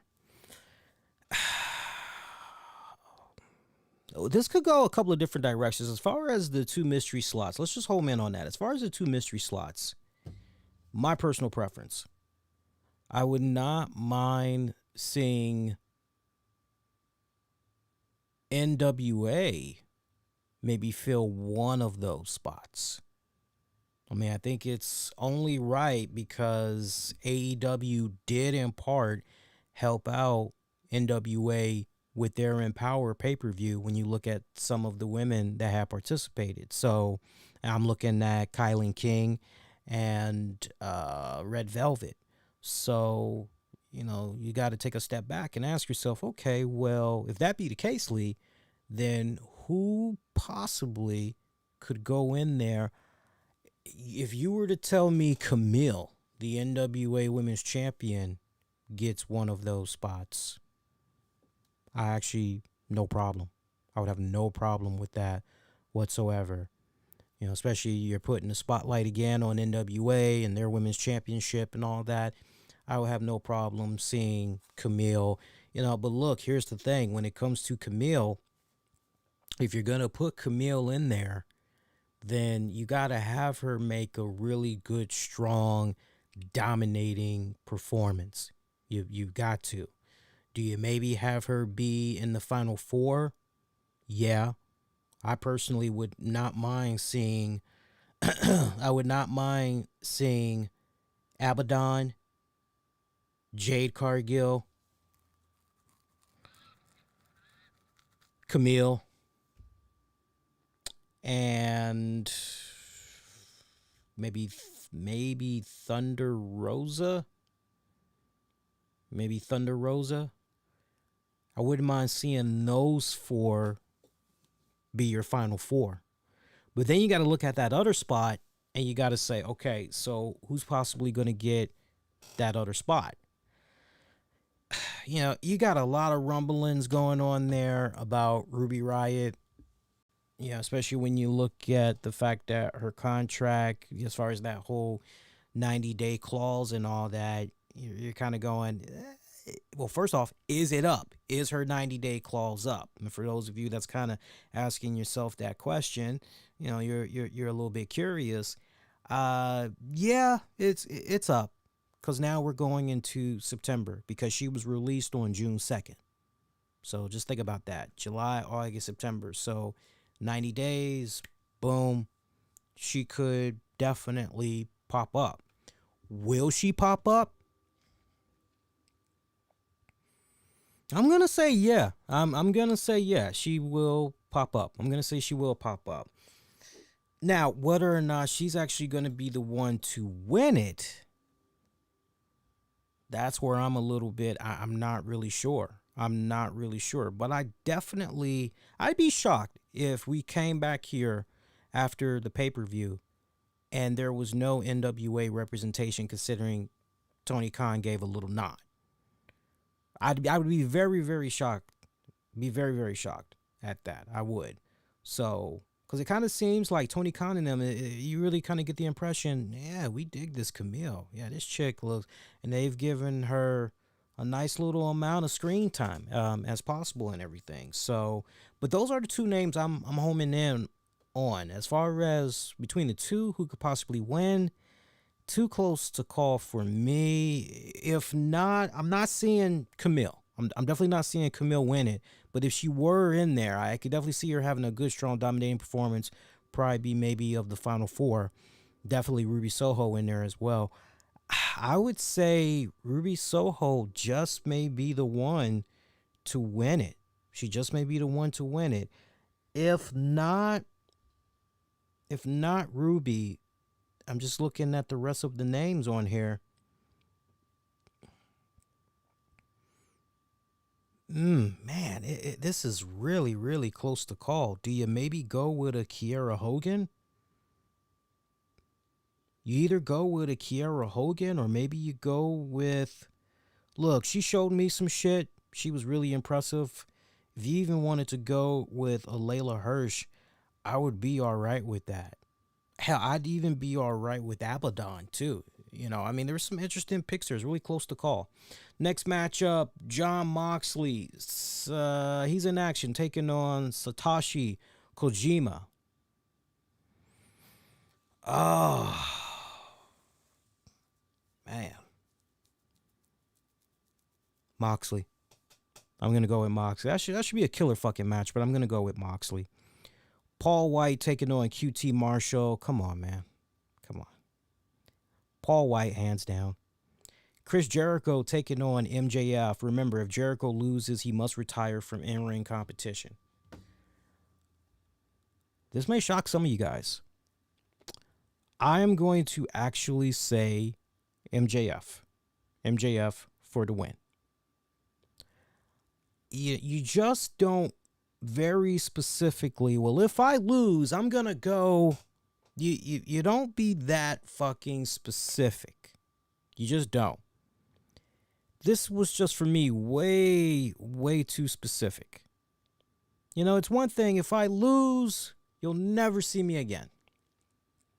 No, we're going, if I lose, you won't see me again as I'll go into my studio and I'll enjoy my nice big flat screen TV watching many episodes of Castlevania as humanly possible. It's like, whoa. You're being way too specific, dude. What, something that we don't know here? One thing that always kind of bothered me, I just felt that it was a bit too specific about what Jericho will do if he loses. Not the whole, I'll never wrestle again. That part didn't bother me. I will go to commentating. And it's kind of like, wait a minute here. What? Very weird. Because if you really, just take a step back. If you really want to send shock and all, and, oh man, what does this mean for Jericho? Oh man, we've seen the last Jericho. Blah, blah, blah. If you really wanted to drive it on home there, you would just leave it at, man, if I get beat, I'm done with wrestling. You won't see me wrestle ever again.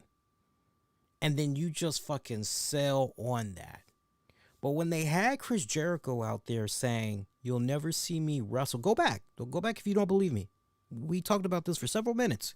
He specifically said, I will never wrestle in AEW again. And you're going, oh, okay, so you won't wrestle in AEW, but we'll probably see you in New Japan. We'll probably see you in a couple other places. Okay, gotcha. But then I also say, oh, I'll do commentating, even if it's maybe like for Rampage. You're going, okay, again, that's very specific, dude. What the fuck? I'm going to say Jericho loses. Now, I actually did a little bit of research here. I love when we do this. Because I haven't done this in a good minute for you guys here. But I took the liberty of doing some research just to see how the scheduling is looking here, because Fozzy is back on the saddle again. And they are going at it at full throttle, my friends. They're going at it at full throttle. Check this out. We're talking after All Out. So, next Dynamite is going to be on September 8th, Cincinnati, Ohio. Meanwhile,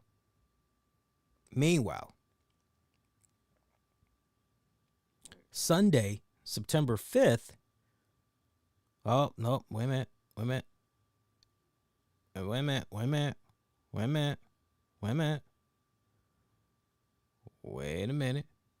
Well, we might actually, I don't know, guys. I don't know. I'm looking at something here because I just refreshed. I'm looking at something here. It's very well possible that Jericho might. Let's see. Hang on, guys. Because, see, now I'm not so sure. But hang on. There's one other thing I want to check before I comment. Hang on. Let's see what we got going on here. Because Jericho is going to be touring with Buck Cherry. And looks like that's going to be going down in Australia 2022. Okay. All right. Now, here's what I got. This is from the official Fozzy site. I'm seeing sold outs. I'm not seeing anything as far as rescheduled joints right now. Now, I just want to make sure that this is matching up,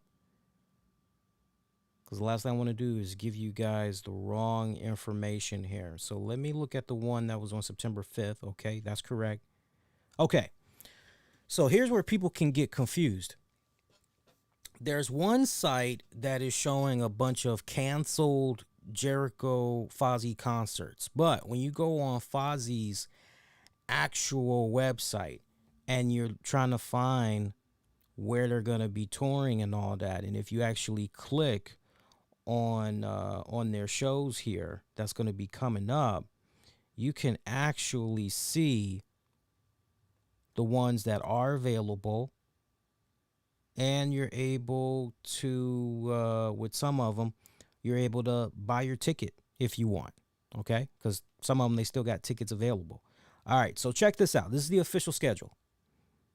Now, remember what I said about the next AEW show. That's going to be in Cincinnati, Ohio on September 8th. Jericho is going to be doing some stuff going into All Out weekend. He's going to be at the Forge in Joliet, Illinois. And then the very next day, he's going to be at the Apollo Theater. From there, now remember, the Apollo Theater one, that's going to be on September 4th. And then on September 5th, it's All Out. September 6th, that Monday, he's going to be in Wisconsin. Then when you go to the 9th, he's going to be in Harrisburg, PA. Remember what I just said about Dynamite. Dynamite, that's going to be on September 8th. And then meanwhile, you got the Harrisburg show. So it's possible maybe he pops up on that show. Maybe that could be his Bon Voyage. Who knows? Or some shit like that. Next up, you got a AEW Dynamite episode on September the 15th. I'm seeing Jericho being busy on, my God, this is ridiculous. Jericho's going to be busy on September 11th, 12th, 13th. And the 13th one, he's going to be in Buffalo, New York on September 13th. And then on the 16th, he's going to be in Indiana. So, yeah, that's not really, I mean, you could make an argument that maybe, but when you look at this schedule, you're just going, damn, all these dates that he's got coming up. And then not to also mention, he's got the Jericho Cruise that's going to be coming up, which I will be a part of. I've paid it and everything. I'm going to be going on the Jericho Cruise with the missus. I don't know, guys. It kind of feels to me, I've been wrong. Many of us have been wrong. Just when we think we kind of have an idea what's going on with Jericho and the scheduling and all that other shit, we get thrown a curveball there. Honestly, I just feel, considering what's going on with the Fozzy schedule this go around and everything, I just really kind of, I see a little bit of room for flexibility on some of these dates because, hypothetically speaking, I mean, let's just look at some of these Rampage episodes. All right, your next Rampage episode, hang on here. Because I know at some of these joints, they're going to be able to double dip here, right? They're going to be able to double dip here. But it looks like, because I'm seeing double dipping. When I say double dip, basically some of these joints where they're doing Dynamite, they're actually going to be able to film Rampage or whatever. But I'm seeing there is going to be an AEW Rampage episode in Miami, Florida on October the 15th. Now, as I'm looking at the tour dates, and I'm keeping that October 15th date in mind, on October 9th, he's going to be in Orlando, Florida. But then remember, on the 21st through the 25th, that's the Jericho Cruise. So, I mean, you could, if you wanted to maybe have him do some special guest commentating, you could definitely do something right then and there. You kind of get the point that I'm making. It's a little bit, this looks kind of, how's this really going to balance out? So I see him being gone for a couple of weeks is the point that I'm making to you guys. Not to be too long-winded than what I already was just then and there. I see him being gone for just a little bit, but he's gonna be, I honestly believe going forward, yeah, I can see him doing his shit there as a commentator. I got him losing this match. No mistake about it. I definitely got him losing this match. But the biggest thing is going to be just to see when is the number one question. When is he going to start doing his thing on commentating? And then here's the other thing that you got to factor in too. With everything that's going on with the reports of Jim Ross, which is really, it's not new. I hate to burst a bubble for guys, but everybody that's tripping over this news about Jim Ross, gonna reduce his schedule as a AEW commentator and all this other shit, that's old news. I hate to burst that bubble, but that was reported by Jim Ross some months ago. This ain't nothing new. I just find it kind of baffling that people are just, I guess it was a slow news day or whatever, but no, it's always been established that, no, just pretty much we're just going to go in here, get everything up and running, and then when everything's nice and good, just kind of scale back a little bit, and it is what it is. So keeping that in mind, could Jericho maybe be that guy that will be the full-time replacement for JR, and maybe it's actually going to be Jericho on on Dynamite?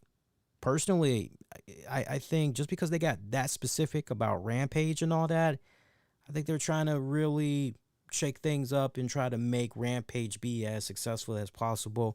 And putting Jericho on commentating at Rampage, I think that would definitely be a good step in the right direction and helping the overall quality execution of the show. So, no, I've definitely got Jericho losing to MJF. All right, let's keep rocking and rolling here. We got a couple of more matches we can talk about here. Mero taking on Eddie Kingston for the TNT Championship. Come on, man. Mero's been on a roll. I'm not going against Mero. Nah, Mero all the way. Steel cage match. Young Bucks taking on Lucha Brothers. Honestly, I think Bucks are going to retain. I truly believe Bucks are going to retain. I was very, very high on Jurassic Express being the ones to take the titles off the Young Bucks, but now that we've gotten this result, I mean, look, it should be a fantastic, of all the matches, this is going to be one of my absolute favorites. I think this one is going to be a definite home run. But on this night, no, I'm not seeing Lucha Brothers walk out as the champs. Britt Baker defending the AEW Women's Championship against Kris Statlander. Britt's continuing to be on the roll. Also, by the way, how much of a factor is Jamie Hayter going to play in this matchup? You know she probably most likely is. Yeah, I'm going to go with Britt Baker. Omega defending the AEW Championship against Christian Cage.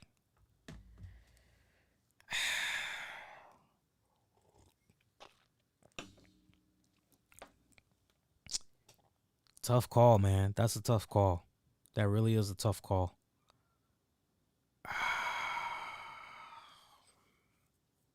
Y'all got me on this one. Y'all, seriously, y'all got me on this one. Because honestly, this screams Omega. This screams Omega.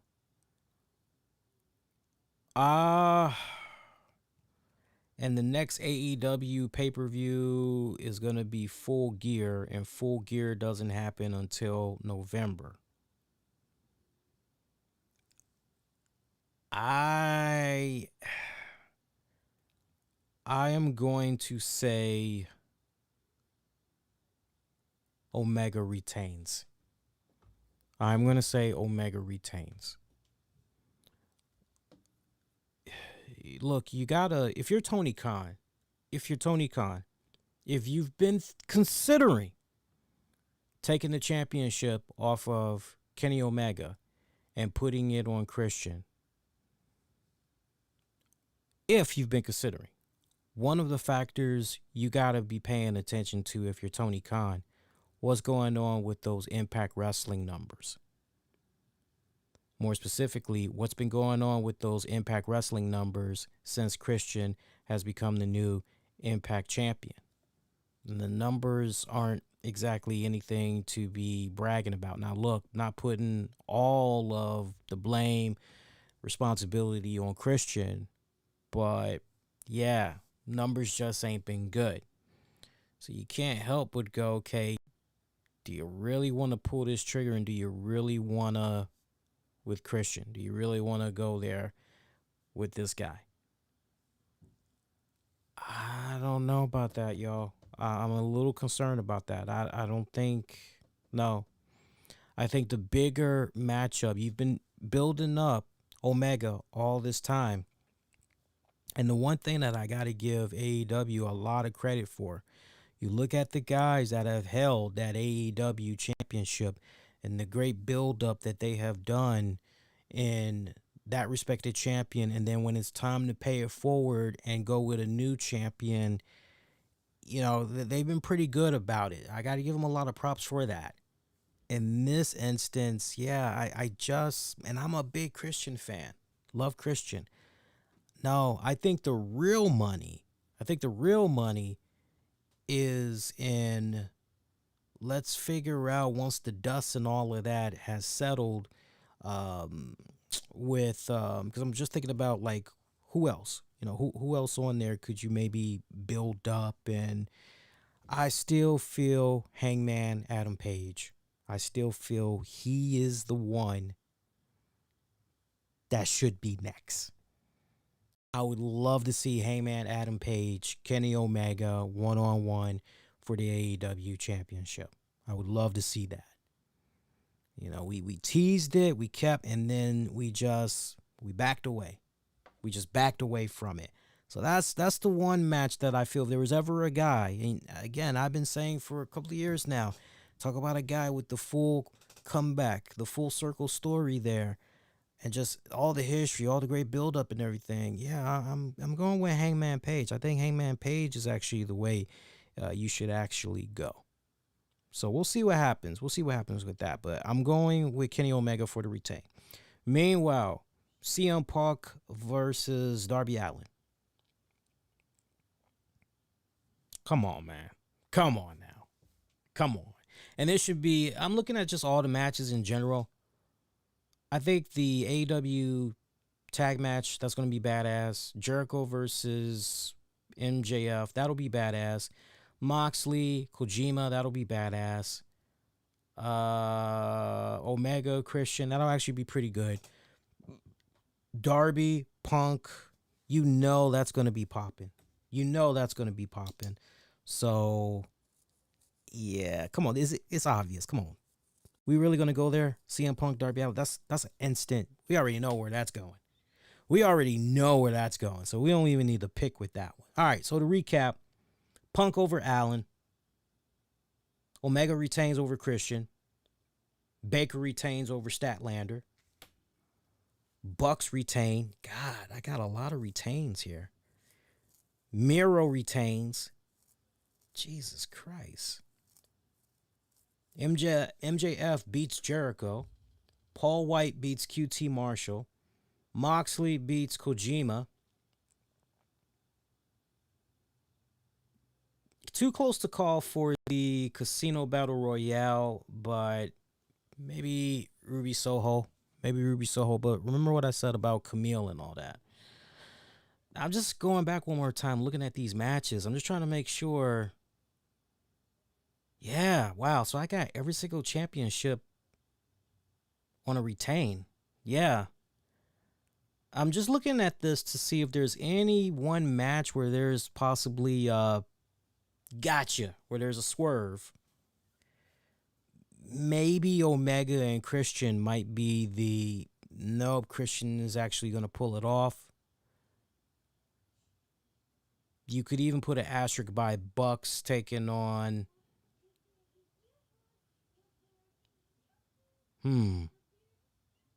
yeah. You could even go with Bucks taking on the Lucha Brothers. You could put an asterisk by that one. Those are the two titles that, if there could be a change, those are the ones. But I'm just not that confident in a title change. I'm just not. So we'll see how it pans out. But that's how I'm looking at things for AEW All Out this weekend. I did check out NXT for this week. My favorite highlights were the Samoa Joe interview with Wade Barrett talking about the future of NXT and him being the NXT World Heavyweight Champion for this third time, the responsibility that's on his shoulders. I liked how he talked about going to the tryouts, looking for the next batch of superstars and all that. He knows that he has a bullseye on his back, and he's wondering who is going to rise up, who is going to seize the opportunity, make a name for themselves, who's going to be the one to be truly that next big breakout star and possibly be the next NXT champion and all that. So that was, always good to see Joe in a suit too, man. I tell you what, I love seeing Joe in a suit.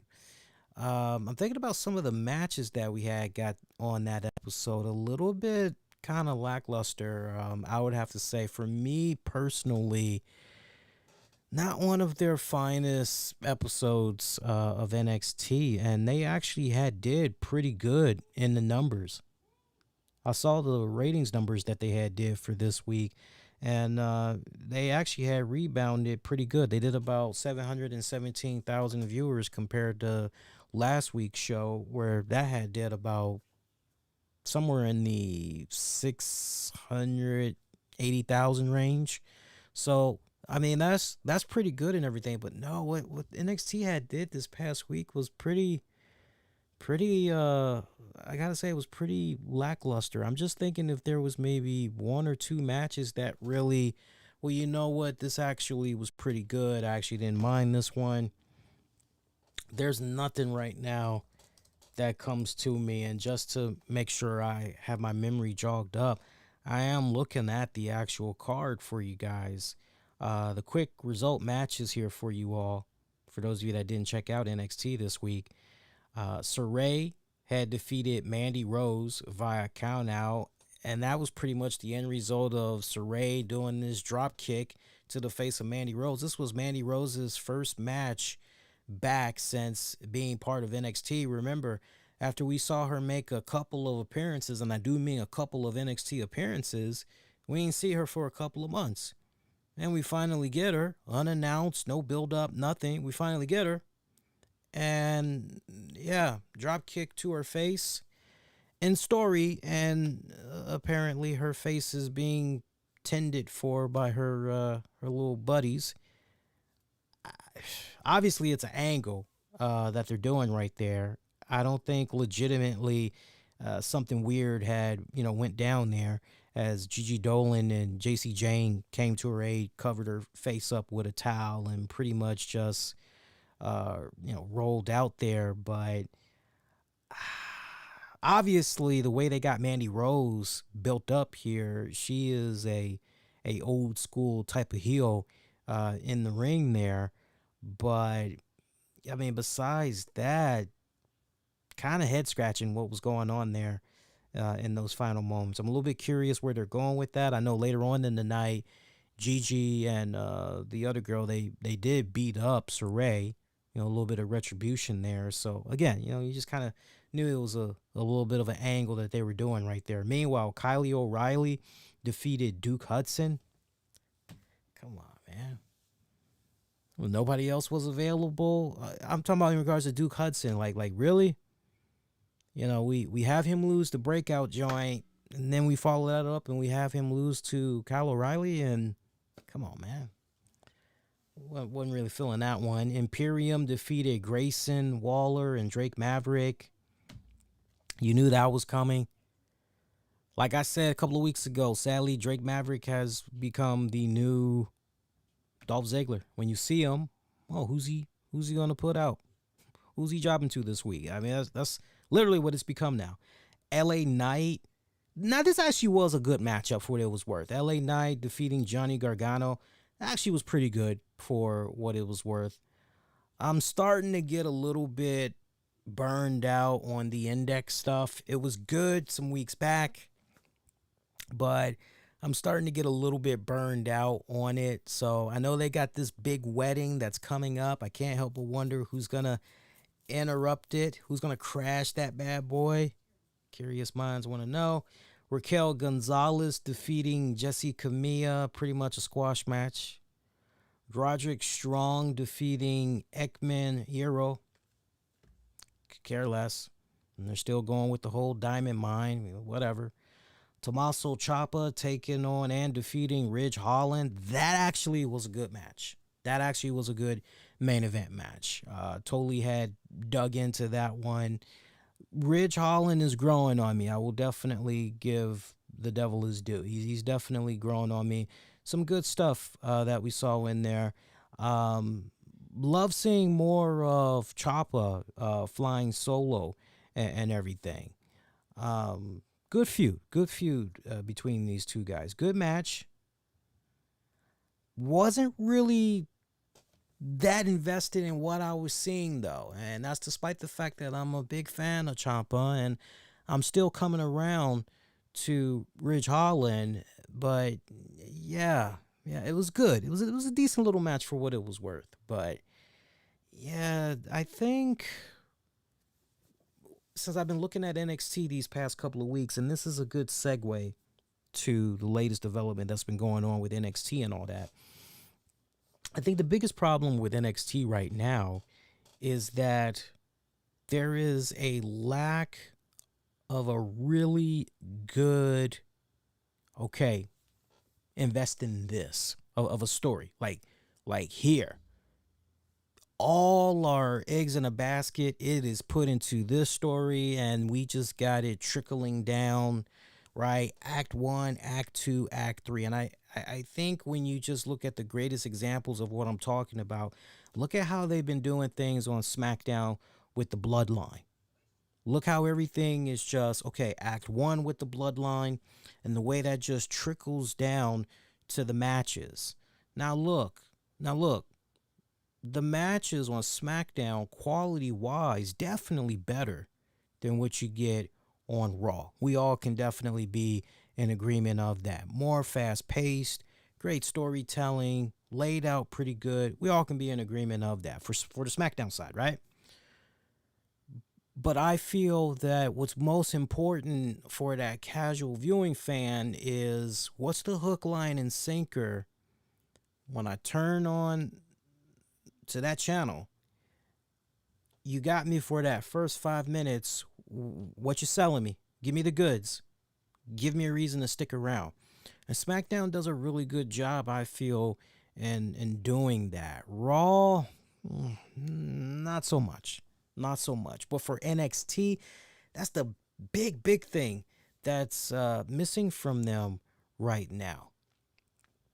You know, and what's really screaming right now for the NXT side, you know, besides the fact that you don't have a major, good, juicy top story here, right? Don't tell me the whole stuff with Index. I don't look at that as a major, juicy selling point for why you should stick around the whole 2+ hours for NXT. That's the truth. Seeing the shit there with Cameron Grimes and the soon guys, don't care. Other than their little catchy catchphrase, I don't care about those guys. So other than the lack of a good major story, look at what's going on there with Samoa Joe. Samoa Joe is what? 2 weeks removed now from SummerSlam, and he does not have anybody that has stepped up to him, called him out, none of that shit. Personally, I would love to see Pete Dunne step up to the plate. I would love to have WWE have Pete Dunne step up to the plate, challenge Samoa Joe. That's, honestly, give me that matchup. That's the one I definitely would like to see. Somewhere down the road, I hope we can get Walter and Samoa Joe. That would be epic badass. Walter and Samoa Joe. Would love to fucking see that. Yeah, everything just really feels like, at this point, it just feels like it's all about Index, Cameron Grimes. That's really it. Even the Raquel Gonzalez. Let's go, you know, with Raquel Gonzalez and all that. You know, you see what's going on there with Frankie Monet, and it still feels like we're worlds apart from ultimately seeing Frankie Monet challenge Raquel Gonzalez for her NXT Women's title. It still feels like we're many moons away from it. But, man, no Dakota Kai. I guess Kai's licking her wounds or whatever. Like, you would have thought that, nah, heifer, you and me, we ain't done, not by a long shot. We just getting started. You got lucky. You look at what's going on with the tag team division there, and Zoe Stark and Io Shirai. Not much going on for them. Not much to be desired. This tag team pairing, it feels so fucking forced. It's not naturally going over. It's not clicking. Very indifferent. It just feels like we don't have anything good for you guys. We can't figure out what the fuck to do with you guys. So y'all just work it out. I mean, that's honestly how it feels. Taking a square object and putting it into a round peg. I mean, that's honestly how it fucking feels. What does that leave us with? That leaves us with the NXT tag titles. That leaves us with MSK. Not much going on right there as well. And when you have these type of problems that's going on, further amplified by the fact that it looks like, by all accounts, Adam Cole is done with WWE for now. He's officially a free agent unless he decides, hey, WWE gave me this nice offer, I'm gonna go ahead and re-sign it. You know, but for now, all intents and purposes, he's a free agent supposedly. Yeah. And you wonder why NXT is in this position that it's in now, where, the rebirth, the rebuild, new logo, all this other jazz that's going on. You seen the latest stuff that's going on there with regards to NXT? Oh, people are having a shitstorm over this. People are just fucking RIP, NXT. Poor Triple H. Oh, it's so wrong what they're doing there with Triple H. They got no respect for Triple H. Oh, damn that Vince McMahon. Oh, they're ruining a really good fucking product, right? They're saying all this shit before they even... Think about that for a second. That would be the equivalent to, hey, hun, yeah? I'm hungry. Oh, what do you want to eat? I feel like pizza. Okay. Who do you want? Oh, let's go with Pizza Hut.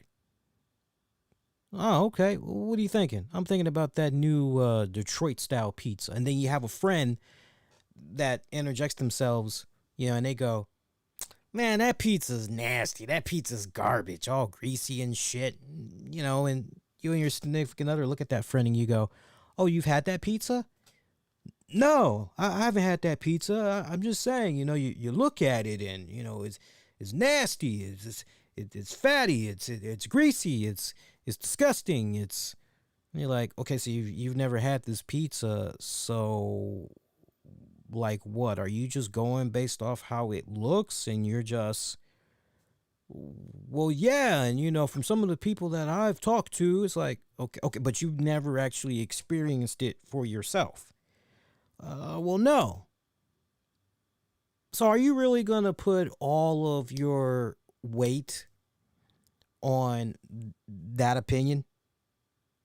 A meritless opinion at that? Or are you actually going to, well, you know what? Wait a minute. I owe it to myself, especially since I'm curious and I want to try this product. Let me actually try this product and see what's up. I'm sold by the price. I'm sold by the presentation. Okay, let's see what the finished result looks like, right? Pizza gets delivered to your home. Oh, wow. That looks great. Look at that. You're taking pictures. Wow, it looks great. You pick that bitch up. You bite into it. Hey, oh, man, this is so great. Oh, man. Hopefully that didn't go over y'all's head. But we got these motherfuckers that's looking at this logo and they're acting like it's the end of the world. We talked about this on Monday. But now you got motherfuckers that's hearing that, oh man, they're reading the shit on the dirt sheet sites and all that other shit. Oh shit, Vince McMahon and Bruce Pritchard, they're apparently gonna be producing NXT going forward when they return live, with shows beginning on September 14th. It's going to be Vince McMahon and Bruce Pritchard. And everybody is acting like it's the end of the fucking world. And here's the saddest fucking truth. There's a majority of fans that did not give two shits about NXT. That's the God's honest truth. There are fans, not saying you guys that's checking this out, but there are legit fans that call themselves liking wrestling, all things wrestling, that when it comes to NXT, they do not invest the time or day into checking out NXT. So they don't give a damn about NXT, let alone have they watched NXT. And they're saying all this fucking shit. Okay? That's number one. Meanwhile, the NXT fans that have been watching the product since day one, a lot of people forget, NXT essentially started off as a reality competition show. How soon we forget. How soon we fucking forget. Okay? You've got fans that have basically been with the NXT product like that far back. You got fans that go as far back as FCW before it made the transition into NXT. So they have been there every single step of the way, every single incarnation. And they're still with the product to this very day. Folks, just because you see this report that's floating around, and look, credit where credit needs to be due. Some of these guys that's reporting this, they are pretty reputable. They are pretty reputable. But man, it's like the Superman analogy I gave you guys on Monday night. We just need to take a step back and just wait this out. Let's see how everything plans out. If it's true that Bruce Pritchard and Vince McMahon are going to have more of a hand from a production standpoint, if it's true they're going to have more of a hand in, hey, we want to see this guy. Give this guy more material. Give this guy more good shit. Give this girl more good shit. Write more good shit for this girl. We need more of this. If they're going to cherry pick on certain things with NXT, all in the name of just, hey, we just want to really help make not only a really good product, but we definitely want to do our part in building the stars, of tomorrow, do a better job in building the stars of tomorrow. These are the same fans. How soon we forget? These are the same fans that was complaining about, why are we getting Brock Lesnar? Man, fuck Brock Lesnar. That motherfucker, man, fuck him. Only shows up 4 times a year. It's like, he's not the one that fucking made this contract. WWE fucking made the contract. It's like, why you throwing shade at Lesnar? He's not at fault. Blame the motherfuckers that put the contract together. All that shade that was being thrown to Brock Lesnar. And look, Brock Lesnar shows up at SummerSlam and people don't lost their fucking minds. The same people, hypocrites, runs deep, y'all. It runs deep. Okay? So, you look at that. Ah, man, look at this. Oh, we ain't got no stars, man. Man, they always pushing these old heads. They're always pushing these old heads. Then when you get a couple of new guys, you get your Bianca Belairs, you get your Rhea Ripleys, you get your Street Profits, you get same fans that said they want new stars, they want new, we don't like them, these guys suck. Well, what's wrong with them? They just suck. Right? It goes back to what I've been saying off and on this year particularly. You can't please everybody, nor should you try to. The best thing you can do is just take a step back. Okay, look, I know the overall blueprint of what I'm trying to do. I know how the finish line is going to be once I get there. Fuck all that noise. I'm just going to do me, do what I got to do. And those that want to tag along for the ride, well, if they're with me from the start, then I tell you what, once we get to that finish line, they're definitely going to love what they're going to see. And you know what? Everybody else, well, sadly, they're just going to be coming at us after the fact. That's how it is sometimes. Right? This is what's popular right now. It's popular to pile on. It's popular to throw shade. It's popular to haze. It's popular to make fun. It's popular to bash. That's the trend that we got going on right now. And my message to you guys, don't feed into that propaganda bullshit. Don't feed into that clickbait bullshit. It's very easy to be lured in.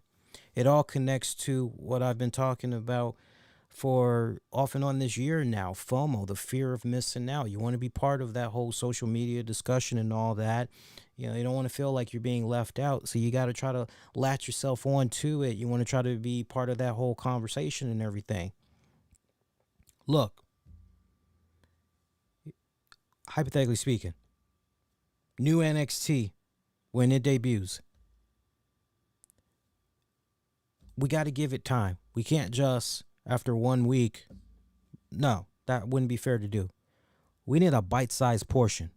Obviously, we're going to go with our first impressions when we get the new premiere, right? Obviously, with that first episode, we're going to give our gut instinct reactions, right? But we need more of because that's just a sample. That's just a bite-sized sample. No, what we need is about 2 months to 3 months worth of material. And then pretty much go from there. If by then, at least then, we have all the necessary info on this new Gen XT, then by all accounts, if we feel it's shit, all right, well then at least we can go, here's why it's shit. It's shit because 1, 2, 3. Just like that. Just like that. Never, ever, this is the great example, never, ever, ever judge a book by its cover, people. Because you really could be missing out on some really good shit. You really, really could. Can't stress that enough, y'all. Y'all got to be careful with that shit. Y'all got to be careful with that shit. You know, off and on, we were talking about AJ Lee. And I remember off and on the past couple of months, I talked about how cool of an idea it would be to see AJ Lee help out with NWA and do their whole Empower pay-per-view and all that. I don't know if you guys recall that. Well, CM Punk gave an interview to the New York Post, and he commented on those AJ Lee rumors about her getting back into wrestling and all that, and fans wanting to see her back in wrestling. And he reminded the reporter and took the time to remind fans, understand something. One of the main reasons why she stepped away from wrestling in the first place is because she has an injured neck. I want to read a direct quote. He said, "I want to say no just because of her neck. The reason she stopped wrestling is because of her neck. She's got a bad neck, you know. I wouldn't want her to jeopardize her health, and neither would she. So we'll put an end to that rumor right now." So there is your definitive, you know, and I truly believe that's the one thing you can say about CM Punk. CM Punk will fucking, right between the eyes, he will tell you what you need to know. He won't beat around the bush. He won't play around. He'll give it to you straight up. So to hear this definitive response in regards to AJ Lee, I mean, look, obviously for some of us, we weren't really sure what was going on there with AJ Lee. We weren't. All we know is, you know, let's be honest. You know, we look at something like the NWA Empower. Some of us look at some of the stuff that's going on with Ring of Honor and what they were doing with their women's tournament and all that. Shout out to Max the Impaler, by the way.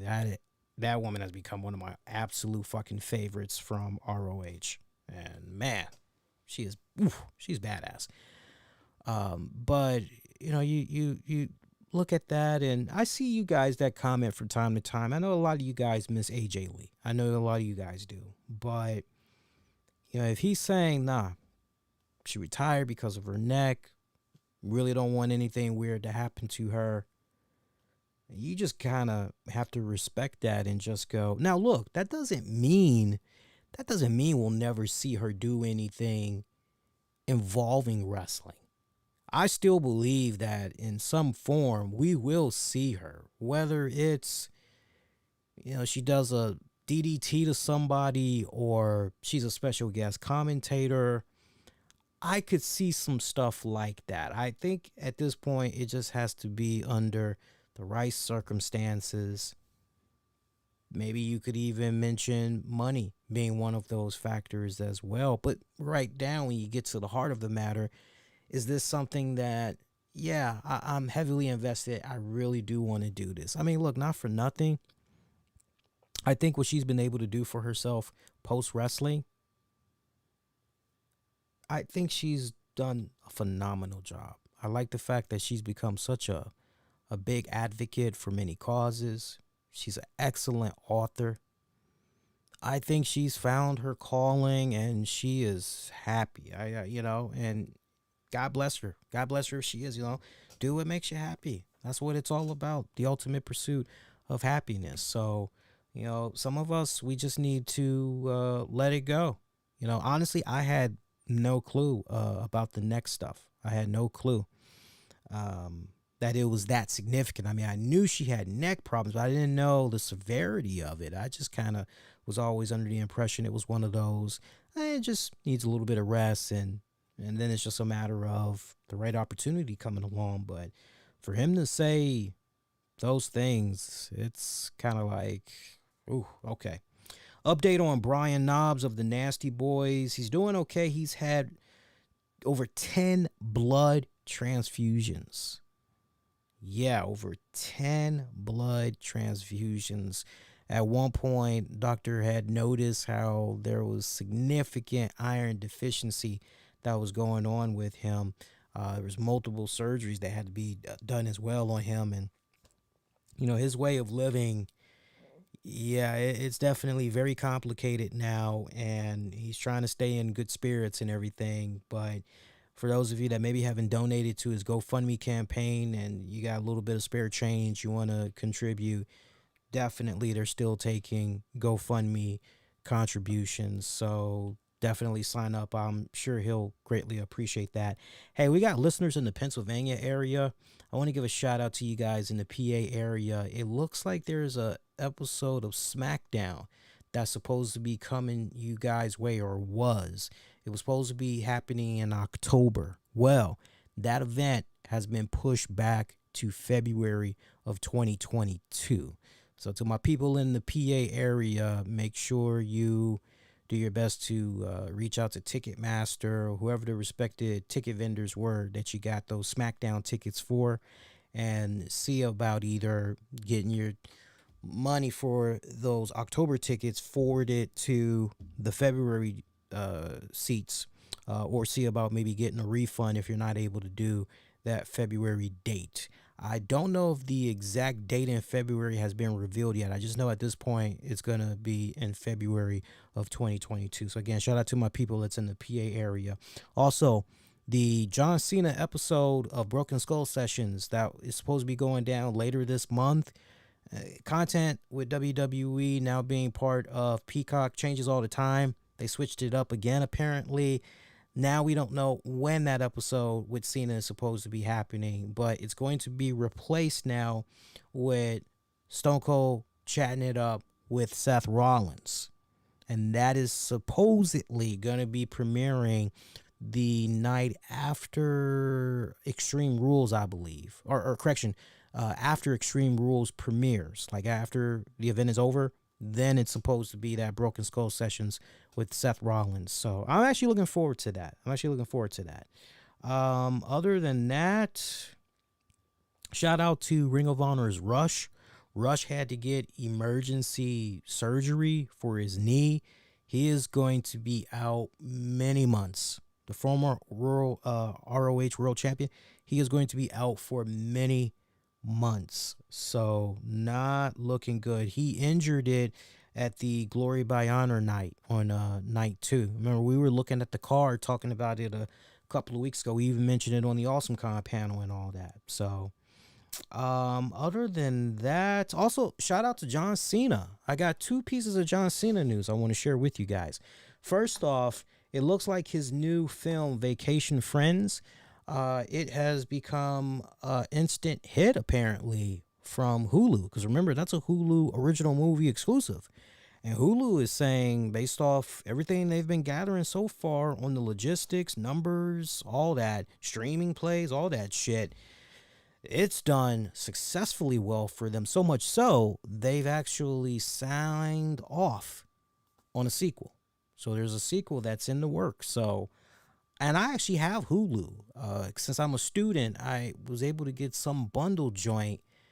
And I have a Hulu account, so I'm actually going to try to see if I can watch that over the weekend, and I'll follow up with you guys and let you know what I thought about that movie. Also, we got listeners in the Florida area. I want to give a shout out to my listeners in the Florida area. Check this out. Apologize for those of you that's not going to be able to see the image of this, as I'm showing an image right now for our viewers. But John Cena is going to be appearing at the Florida Con on September 12th. He will be doing photo ops and autographs. And you can get your badges now. You can get your photo ops and your autographs by getting your badges now to see John Cena at Florida Con on September 12th. You bastards are lucky. Shout out to you guys. You all are super lucky. Look, hopefully, because I know it's kind of crazy down there in Florida. It's a little bit of a bizarro world and all that down there. Hopefully, you guys don't have an instance like what went down here in the nation's capital, as we were supposed to get Giancarlo Esposito from Do the Right Thing, Breaking Bad, Better Call Saul. He's now part of the new Mandalorian series. We were supposed to get him. And on one of the days he was at AwesomeCon, he was supposed to be doing a guest panel with Carl Weathers. And something had went down. From what I kind of understood, production had resumed on something. It was something production related, something that he was attached to. And that's why he ultimately had canceled. It looked really bad, though, because he pretty much had canceled less than 24 hours before he was supposed to appear. But as it was told for me by, quite a few people, that's how they make their bread and butter. It's not the cons. They do it. It's a nice way to stay cash flow positive and all that. But the bread and butter is when it comes to the movies and all that other stuff. So we had him cancel. We had Sean Austin from Lord of the Rings. He canceled. I think those were the only two major cancellations.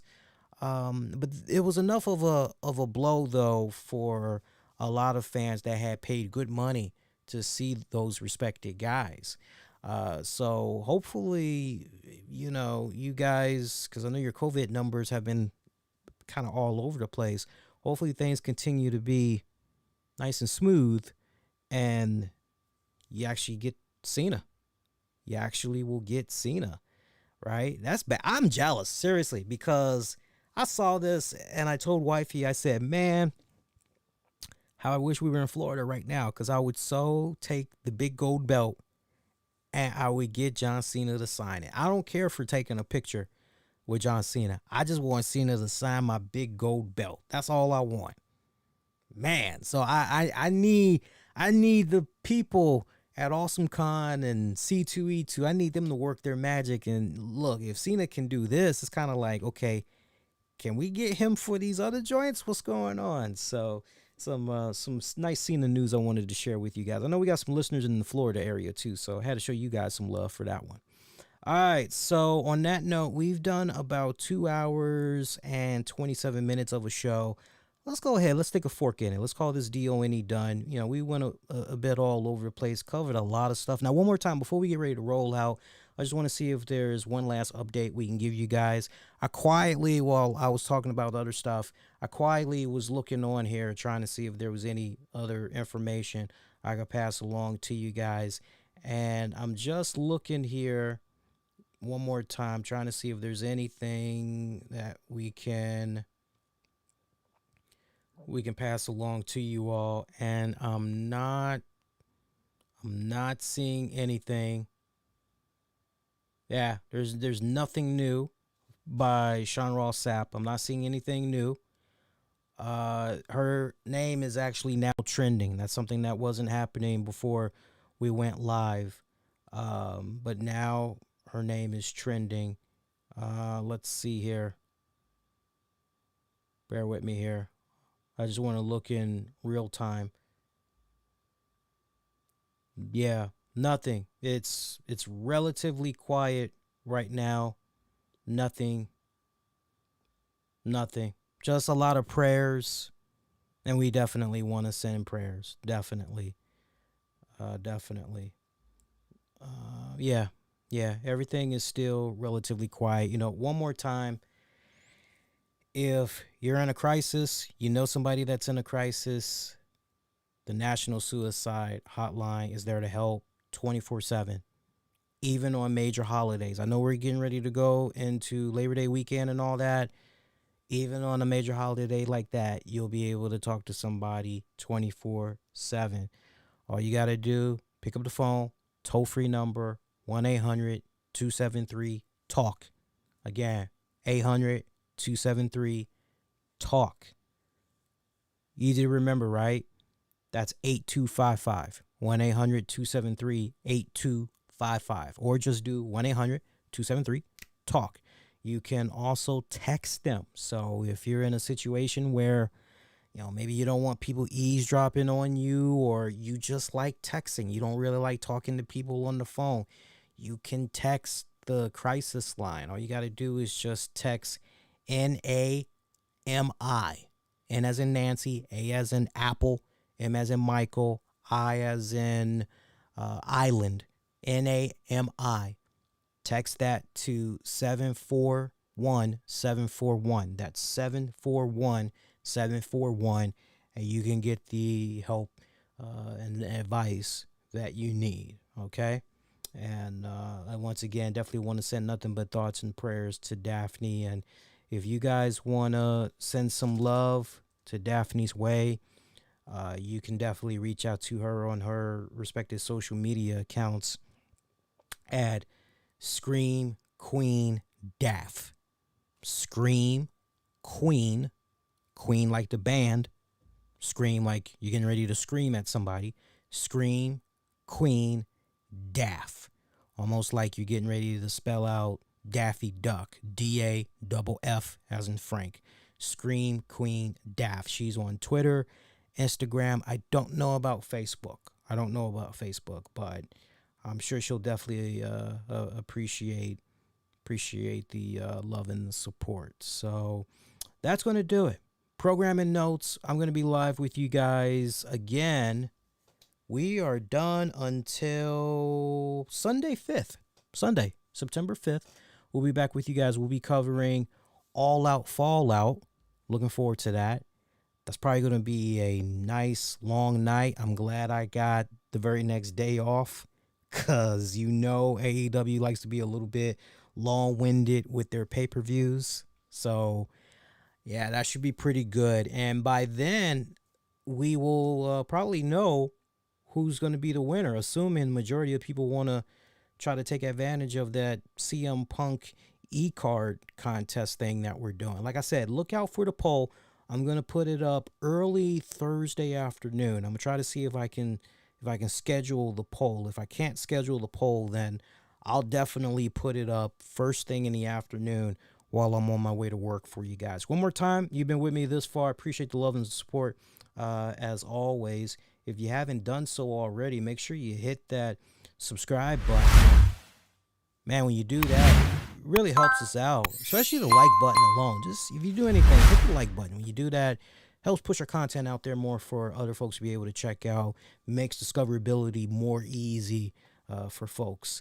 But definitely feel free to subscribe. You do that, and you won't miss out on all the content we got coming your way, especially when you hit the notifications and all that.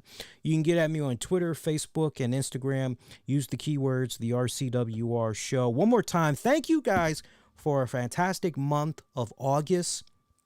I saw the numbers. There were so many milestones that we hit number-wise. In August alone, we had hit for the podcast on demand and on the downloads. I was looking at the audio numbers over the weekend, like 2 weeks ago, and we had hit a milestone where we had hit the 100,000 mark.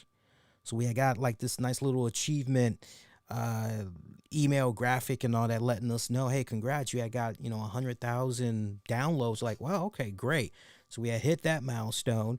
And then over the weekend, I looked at the numbers for August, and I saw that you guys had made the month of August be one of our most strongest months for downloads and plays since I want to say maybe it was either May or June.